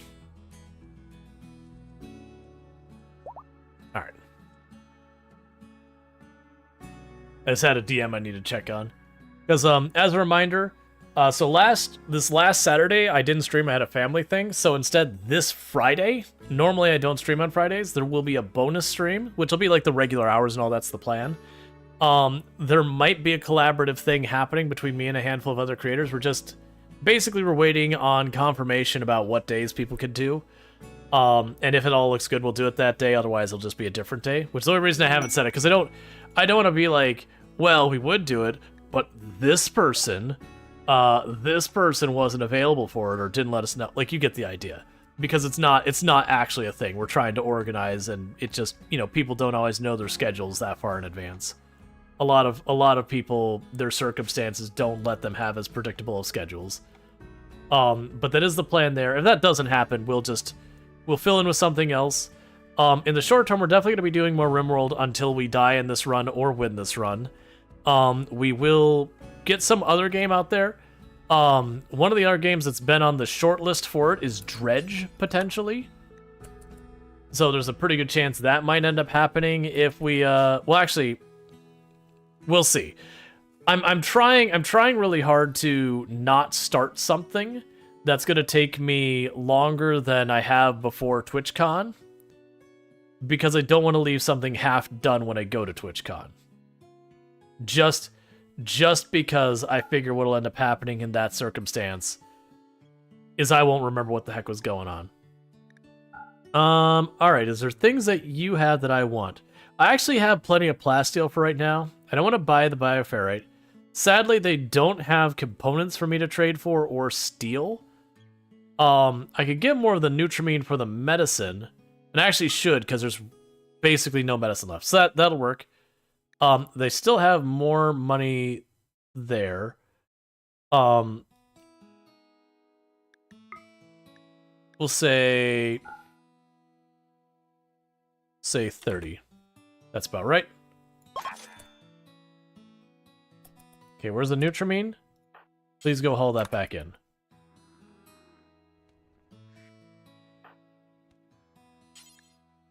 Because they use that to make medicine, and if I don't have the Nutrimine or the medicine, that's a problem. Dredge is great, but could take some time. That's the reason I hesitated for a moment. I was like, no, I don't think Dredge is a 1 or 2 stream kind of game. Like, we'll see. I haven't played Dredge yet. Like, as well as games that I was, like, really excited for and I didn't get a hold of a key, and at the time I couldn't really justify spending more money on more games. I'd already picked up a couple of games. Some that did work out well for the stream, and then some that, ended up being those things that you spend money on. You're like, did I make my money back on it? I don't really know, but whatever. It is what it is. That happens. Oh, stretch. All right. And that happens, because, like, there's been, there was a game I bought the other day that I bought and I streamed. I don't remember what it was. Oh, was it, no, I think I got the Tavern Simulator given to me. I feel like it was a game around that same time that I bought a game and it didn't do well on stream. I'm trying to remember. Like, it's one I expected to do better. Yeah, because the Tavern game, yeah, Tavern Manager Simulator, I'm pretty sure they gave me a key for. But there's another game right around that same time. Alright, so I got a Volcanic Winter. That is unfortunate, because that is going to interrupt our growing season, but that's whatever. I've got 7,000 food almost in my freezer, so that's fine. What game was that? I keep looking at my list of installed games to be like, where are you? Because it wasn't Supermarket Simulator. I did buy Supermarket Simulator, but that's not the one I'm thinking about.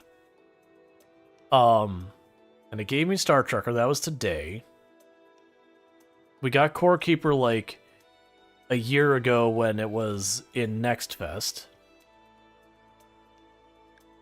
I can go here and choose recent. That's what'll work. So recent. Crime Scene Cleaner.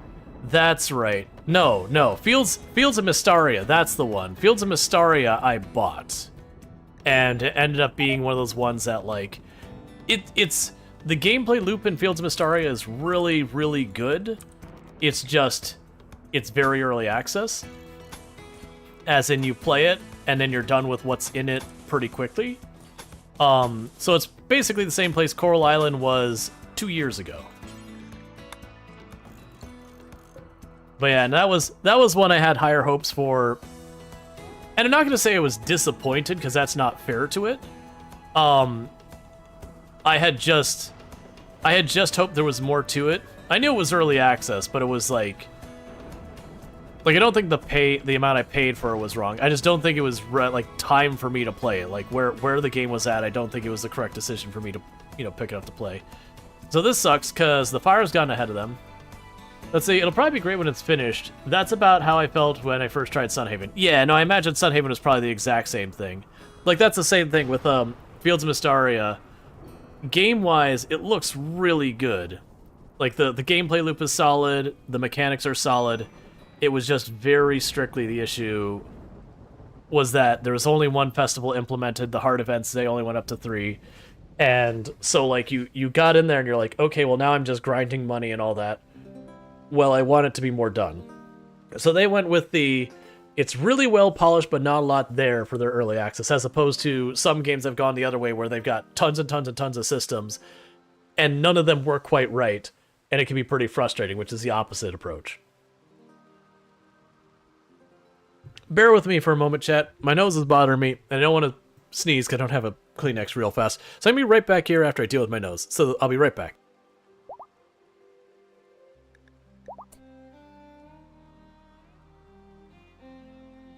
Now, if only you kids could pick up litter this efficiently, we'd have the cleanest town in this side of Gem Sea. Vote for Mayor Lewis. My jokes are terrible. And now, the winner of this year's egg hunt is... Give me my hat. Do it. Jas and Vincent. Wait, hang on. Hold up.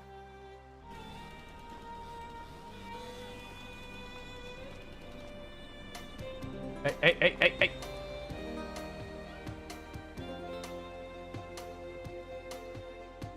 Well, that's just mean.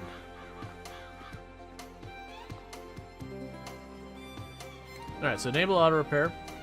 That's helpful. I was pretty sure I didn't have a person who could do that anymore because we took some bad deaths earlier. I'm going to cut that line. But then the idea is if this ever gets contaminated again, I can just reconnect that line to get water through. Or whatever.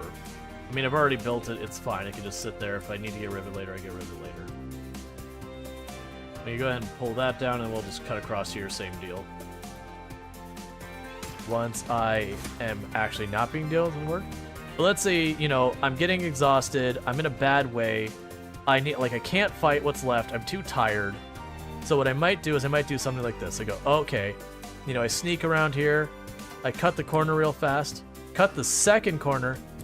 And then I go sneak. And the reason you do that is you pull the zombie. And I am back, so sorry about that. It's just one of those things that, like, my nose is all irritated. I'm worried I might be coming down with, like, a cold or something, which is a bummer because I know whose fault it would be. And I'm gonna be mad at them if it is what it is. Because it's one of those things where I was meeting up with family and like, no, I'm all better now. You don't need to worry about it. And they were coughing a little bit. And it's like, and so if I get their cough, I know exactly where it came from. And I'll be like, better, eh? You jerk. It happens.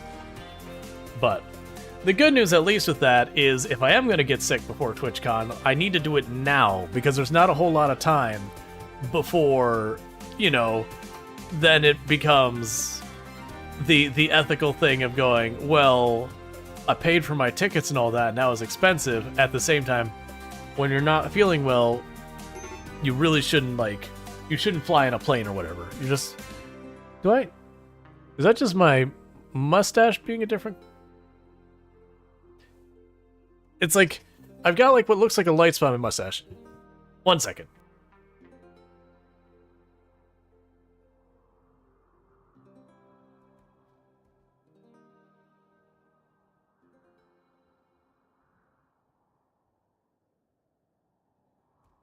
Nope, it's just lighting. I was sitting here thinking I had a piece of tissue or something in my mustache, but no, it's literally just lighting. You go in the bathroom and it's fine. Yeah, Get sick now to avoid Conqueror. Well, I did have a little while back that me and Tomb did get our flu and COVID vaccine updates. Because I definitely am someone who does believe in vaccines in a big way. Like, you know, I'm happy polio isn't a thing we deal with in any meaningful capacity because we vaccinated it into eradication. So we definitely did that. But it's been way too long for the vaccine to be this, by the way. Before someone's like, see, the vaccine got you sick. It's been way too long. Like, not even remotely believably the amount of long. So I've got a really big melee group of impids. I was about to say, it's like, don't be Neanderthals with that many. And unfortunately, we have a Grey Paul going on as well, which means I can't see Bumpkus. Where is my defensive? There you are. So we can't see Bumpkus here. That was an attacks immediately, right? Yeah. But yeah. No, it'd be good to get sick well in advance of it. So that, like, all of it's passed where you don't have to worry about, like, oh, I'm going to get a bunch of people sick or whatever. Because it wouldn't... It's one of those things that sucks because, like, you know, you can't refund half the things and all that. It doesn't help to delay it because, you know, it's not going to be available later, all those kind of things. So all of that ends up sucking real bad. So you have the chain shotgun, so you need to be down here, you up here. You up here, put you in the middle, so hopefully you won't be fired at too much. It's just one of those things. Like, if you know you're sick, you should not fly. How was the wedding with the lady with the dragon tattoo? Oh, it was fun. I liked the outfit they gave her for her wedding, and they're talking about Coral Island is what that is. Which I liked her outfit because, like, the one sleeve was, like, fully covered, like, had, like, this little swooshy thing, and it went down there. But then the tattooed arm was, like, cut off, so there was none of it. It's like, yeah, you know that tattoo is, like, a main part of your characteristic personality, whatever. So Cookie managed to successfully bait out 2 of the fires without anyone in the ranged line getting caught. So that's good news.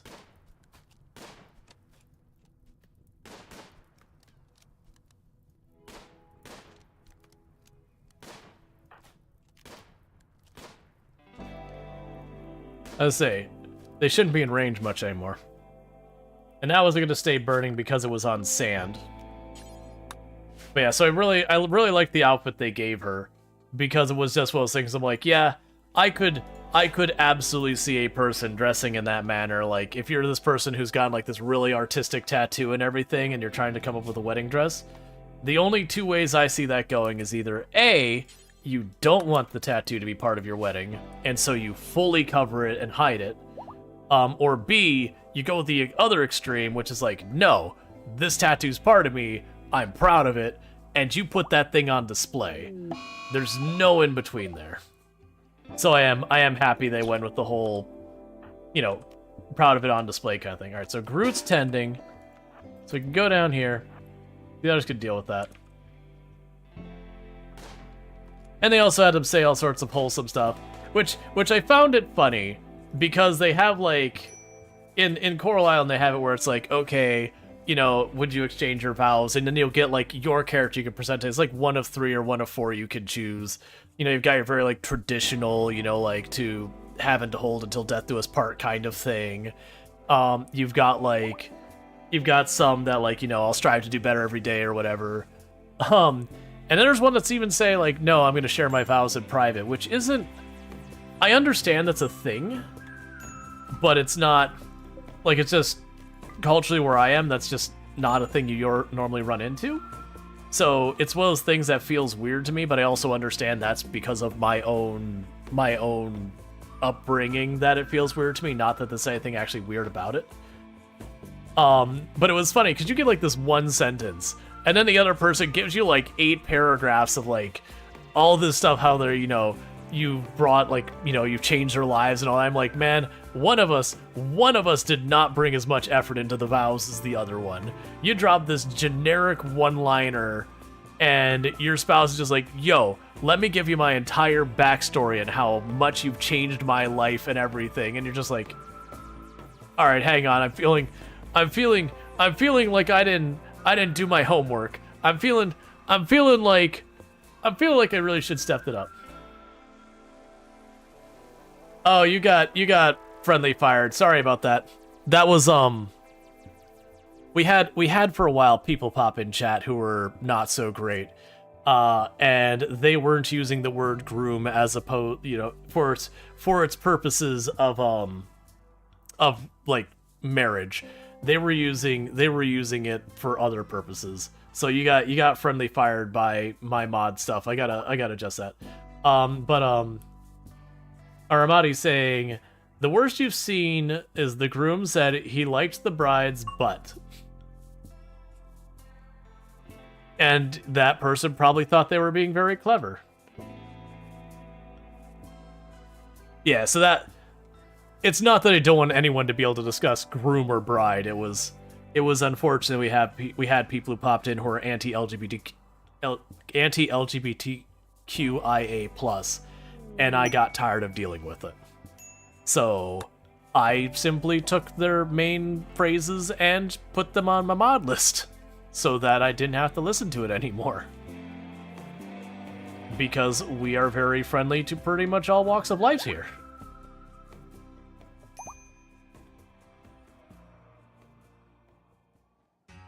Yeah, that one I probably need to adjust, because it hasn't happened in forever. And I haven't heard people dog whistling that one nearly as much in a while. So I think that one I might be able to take off. And then if it goes... You thought it was a butt problem? See, that's the thing. That's the kind of thing that auto mod would normally jump on. So you'll have two different messages on my stream when something gets auto modded. You'll have like the regular auto mod, which is exactly what just happened till Zeraxi, which is rule number 1, don't be an a-hole. I'm gonna allow that in this particular case. Because that's literally what it is. But like, that's where auto mod does jump on. Because it sees that word, goes, whoa! Whoa, hang on, that word, no. Versus the other one, because auto mod doesn't get context.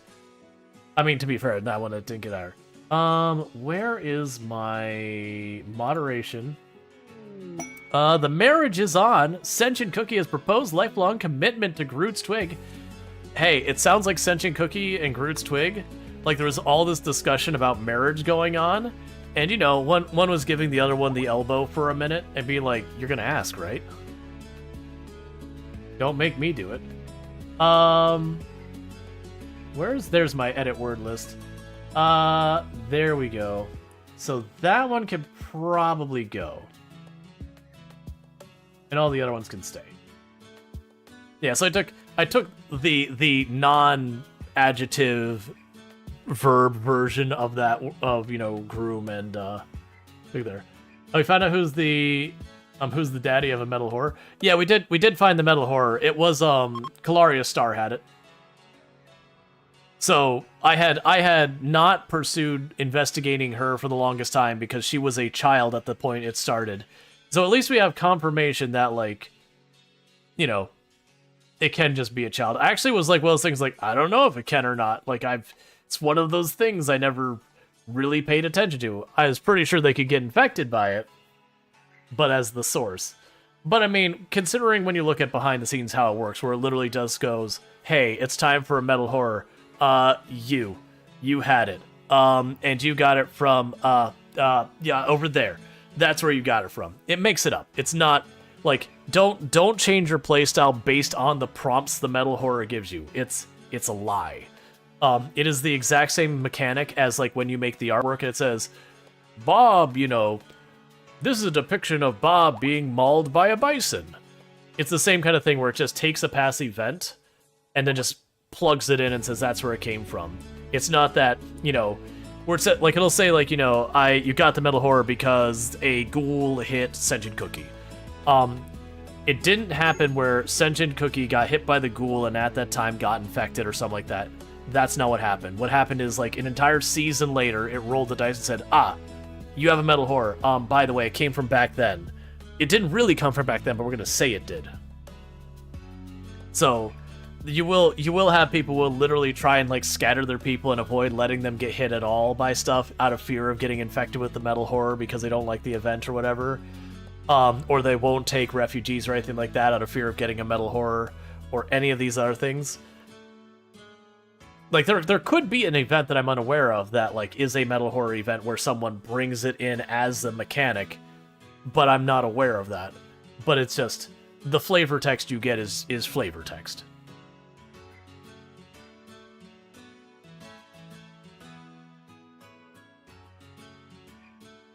Because, like, you can dev mode check all your pawns until a metal horror happens and just not see it. That's how bad it was, all of you. Literally, we are almost like 20 minutes from the end of stream, and that third has been sitting there the entire time, and no one claimed it till just now. That has been sitting there for 8 hours and 40 minutes, unclaimed.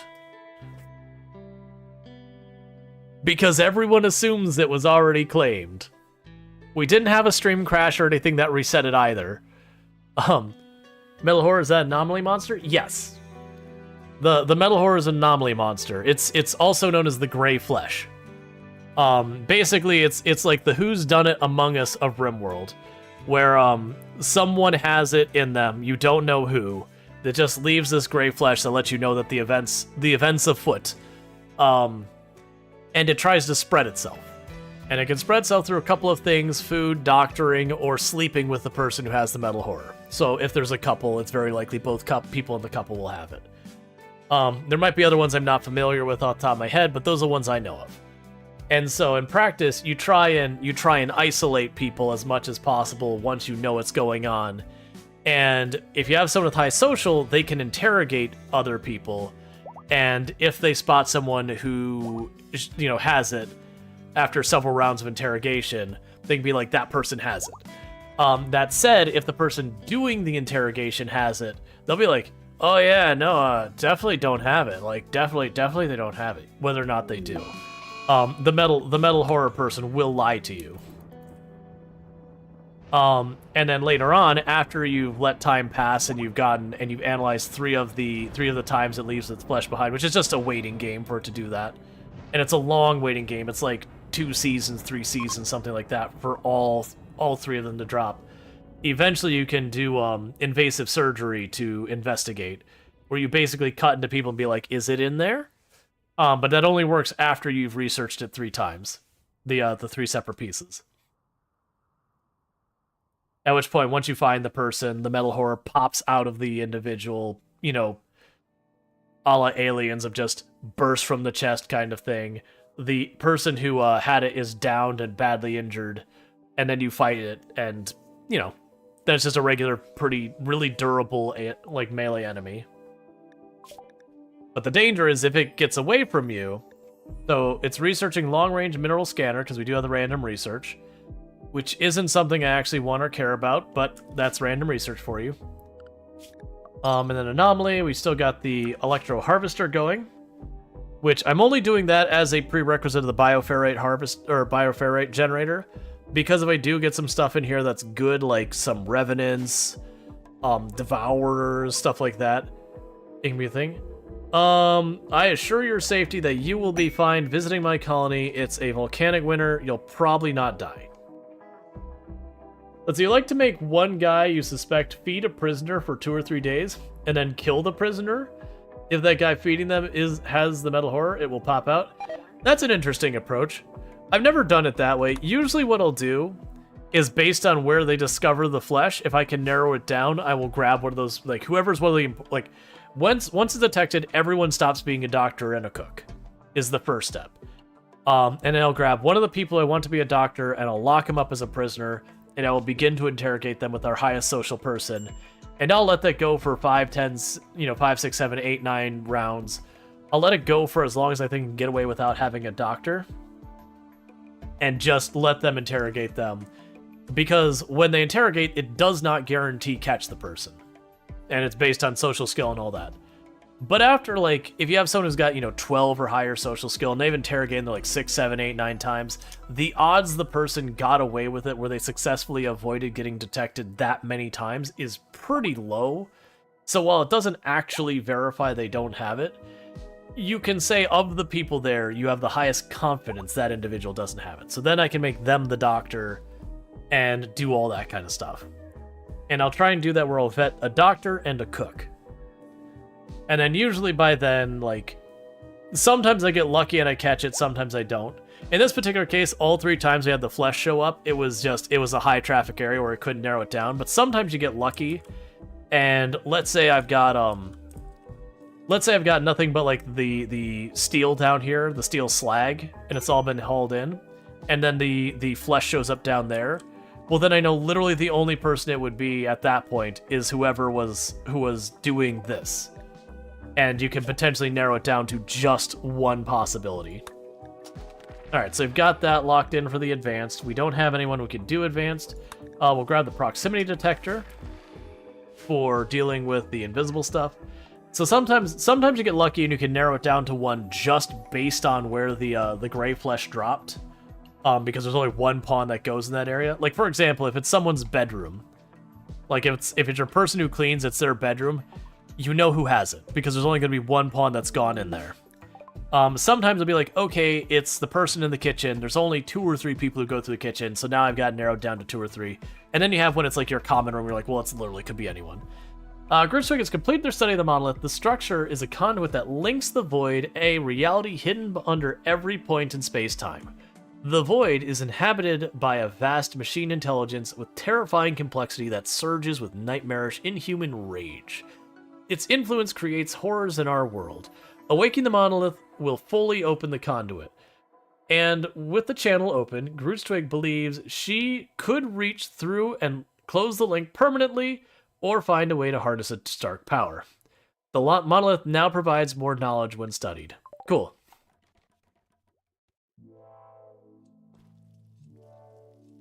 And we're getting our massive storage room built, at which point then this will stop being a storage room.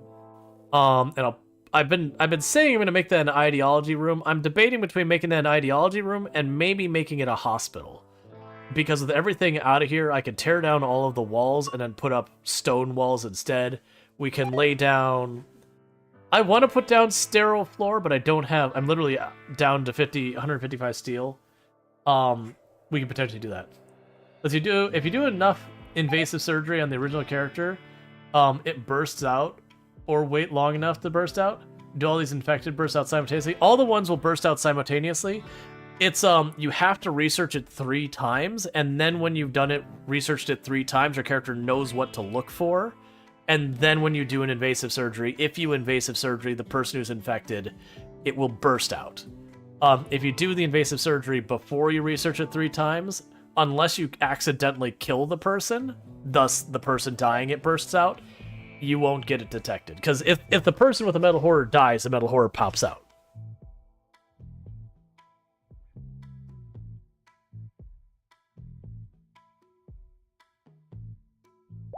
Which is not usually a viable strategy to isolating who has it. You typically don't murder the person, be like, do they have it? Murdered? Well, I guess they were innocent.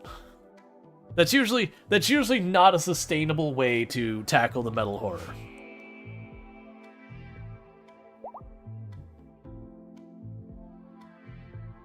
It does make me curious if you've got someone with the resurrection thing that comes from Anomaly, where you can resurrect 4 times. I imagine if the person has that, gets a metal horror, and you kill them, they probably collapse, the metal horror bursts out, and then you would resurrect them.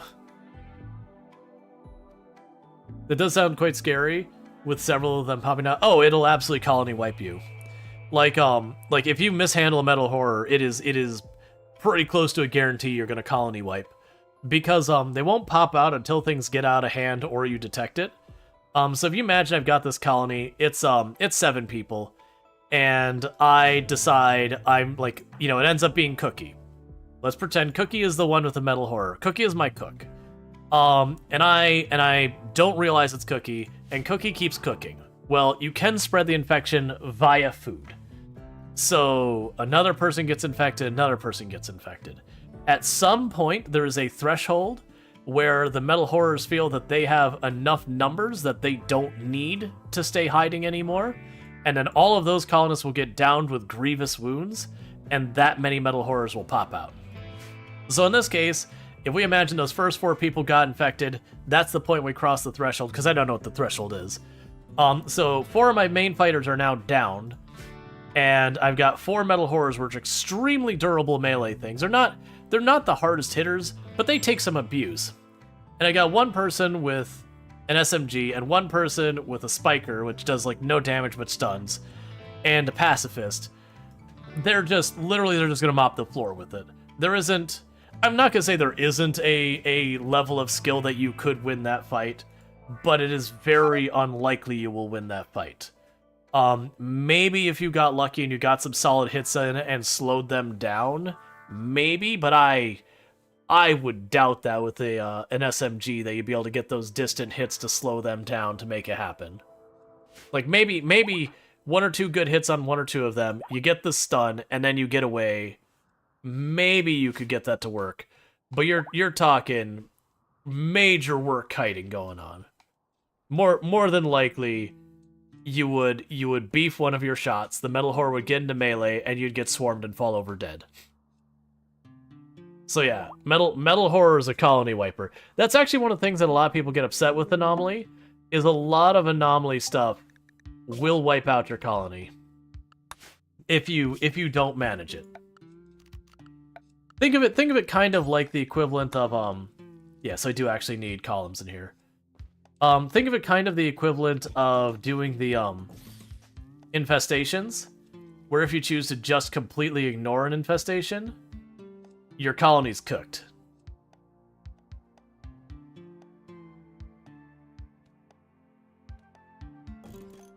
Like infestation as a mechanic can be very mild if you address it proactively. You go, they pop up, you knock them down, you get rid of the nests or whatever. If you ever have an infestation and you don't knock it down quick, and then you go, well, it was supposed to be 2 hives. Well, there's 8 there now, and there's like 50 enemies around it. Oh, well, now it's 24 hives, and now there's like 200 enemies on it. Now my game's actually running poorly because there's so many enemies on my map, and you just lock your doors and you hide in your room going, I don't know what to do now. I can't even caravan off the map because I step outside and I immediately get the is being hunted prompt. That's the only time I've ever died to an infestation that I could think of. Is that true? I'm not sure that's true.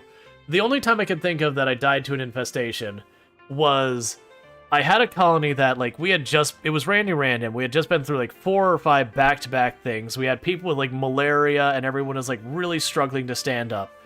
And there was an ancient danger I had popped way up in the corner on the map. And okay, it's just a couple of hives in there. I just need to wait a couple minutes to get my people patched up. They've already been through the ringer.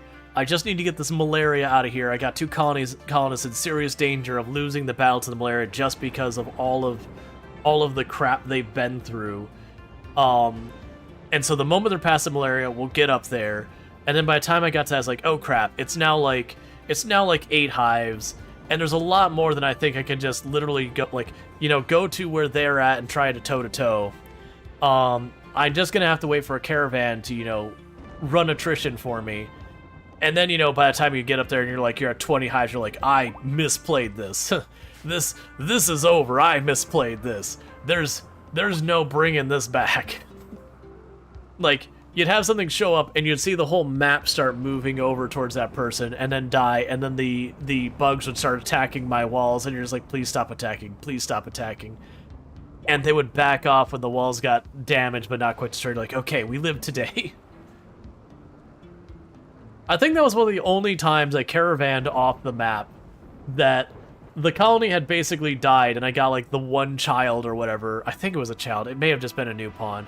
But we got the last pawn, we managed to caravan them off the map, and I didn't continue the run and start a new colony. It's whoever it was, they get to live. They saw the threat, they tucked their tail between their legs, and they ran. Which was the appropriate decision in that moment.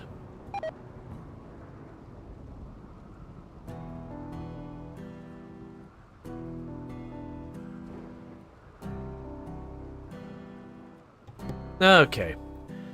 But yeah, no, like, if you're not prepared for the Nocturnal event, it'll wipe you very easily. My favorite event is the Nososphere, whatever it's called. I call it the Murder Ball. It is one of my favorites because it's this ball you get, and it causes pain to everyone around it, and when unleashed, it goes on a murderous rampage, not distinguishing friend from foe for like a minute and a half. And so you get it, and it's this big, scary, kill everything button. But once you push it, you've got to, like, hunker down until a minute and a half goes by and just kind of hope for the best. So what are you bringing? You actually have decent range, which I don't like. Yeah, you're a dangerous one, actually. So the downside is I don't have flak, because I don't have steel of any amount. I do have Sentient Cookie, who is wearing proper armor. All right, so let's try and think this through. So you get the bolt actions up front.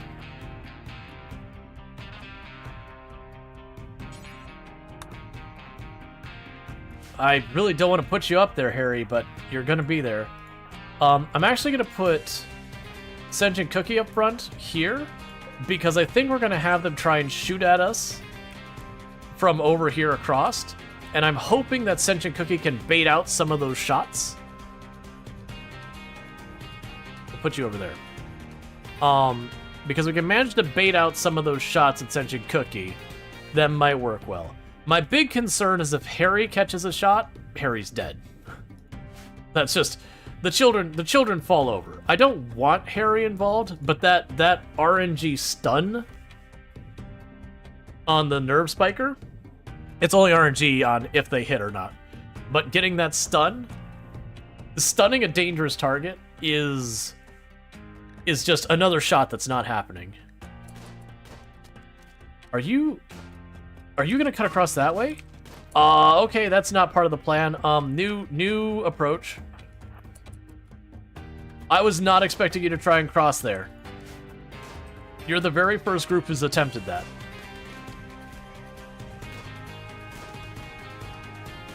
Can you bait those grenades out? Never mind, grenades handled. We got people taking hits. We got more grenades over there. Please, kill the shotgun. Thank you. The evil ball, you've only seen it once and it's scary. Oh, it's so powerful and so amazing. It's just 100% you are sitting on that big button going, you know, I'm gonna push this button and it's certainly gonna kill whatever I drop it on, but it's not gonna stop there. It's just a matter if I can run out its timer before it comes after me.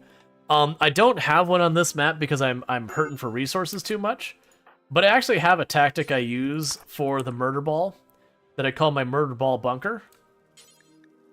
Which basically it's here. I can show you the plan style of it. If we go to orders and we go to this, and I'm just gonna do it up here. So if I do a murder ball bunker, that's allow, not this. So what I would do, let's just say I've got a room here. So what I do is I make a bunch of rooms that are like this.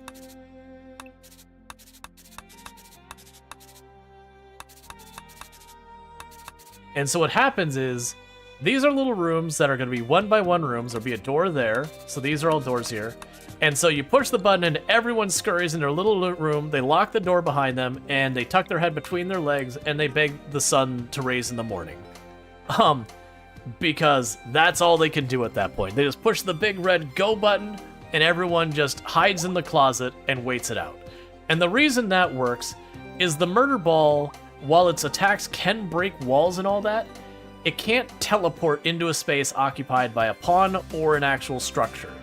And there's cheesy ways you can go to there's cheesy things you can do to, like, put down different things so that occupies the space so that drop pods can't pop in, the murder ball can't teleport on. And I'm okay with that as long as you've actually put the effort to build it. Like, if you can do whatever you want in your time. But so far as, right, so a 1x1 room, because the person is occupying the space, the ball can't go in there. But like where people will do this kind of thing, I don't think it still works, but where they'll go into a room and they'll be like, okay, now this is ineligible for a drop pod to drop in that area. You know, have people do that. I don't like that. It bothers me. I think the drop pod should still work. Versus if I go through and I physically build a barricade or a wall or furniture or something else that occupies the space, I'm much more okay with that, because at least you've actively done something to prevent it. You don't call it murder ball, it hurts its feeling. Call it the big squishy of much ouchies. Yeah. But it's a fun one, because you'll have that. It's especially nice when you have that like really bad raid. You're like, oh man, I don't know how I'm gonna deal with this. Like, I got this giant group of Neanderthals walking on the map. Most of my people are in pretty rough shape. Like, this is a very one-sided fight. And then you've got the ball in the back corner, like, or is it? You just mash that button and say, go ball, go. And just hope you can get away. So it can take an absolutely one-sided fight and just turn around. Extreme Rhinoceros? You know, look, at least I'll give you credit. You know how to give me tempting rewards. Because that there, a Masterwork Hellcat rifle, a Masterwork piano, and a Masterwork harp, I can work with that. Like, I'll sell one of the two instruments. But like, that's genuinely legit offerings. Oh, we had the Gray Flesh. I actually haven't updated the title since the beginning, but we did have a Gray Flesh event at the beginning, and it definitely got sketched for a little bit. But we did find it, and we did get rid of it. We did find that Claria Star had been infected, outed it, and killed it, and then patched up Claria Star. But it was one of those things that when I interrogated the last people that it could, like, I thought could be it, and it wasn't one of them, I was like, I'm doing pretty good. The crafting and all that, but man, 8-man hunting Rhinoceros is really rough. Rhinoceros take a lot to drop in this game. And I don't really actually have that great of damage output. Like, the chain shotgun's pretty good, and the bolt actions would soften them up on the way in. We would stun one of them. So I do feel like it was like 4 or 5 Rhinoceros. I would feel pretty comfortable about that fight. But I'm not sure I could take down 8 on the way. Do I have the flare packs? That might actually change my mathematics. If I've got a couple flare packs, like 2 of the flare packs, that would change my... No, we don't have any, actually. Because I think I still have that turned off. I was going to say, if I have the flare packs and those extra stuns, that would slow them down enough potentially that I'd feel a little bit more comfortable with the fight. Because then we can just dump damage into them. Use the stun here to stop the lead one, and hopefully they bunch up enough that I can stun the pack. And then between it walking slowly through those water and all the stuns and the firepower going into them, we could chip away at them. There's so many injuries in this colony. I'm doing alright. I'm a little worried I might be getting sick, which I think it was this Saturday I was doing a thing with family. I think one of my family members assumed they were better from being sick earlier than they actually were, is what I'm guessing. That's my guess. I have no way to prove that, but the symptoms are aligning, so I'm doing the math. The classic person's like, oh, don't worry, like the cough's mostly gone. Still contagious. It's usually around the time that the symptoms are basically gone that you finally stop being contagious. And even then you can still be contagious for a day or two when the symptoms start dying off, depending on what illness you're dealing with.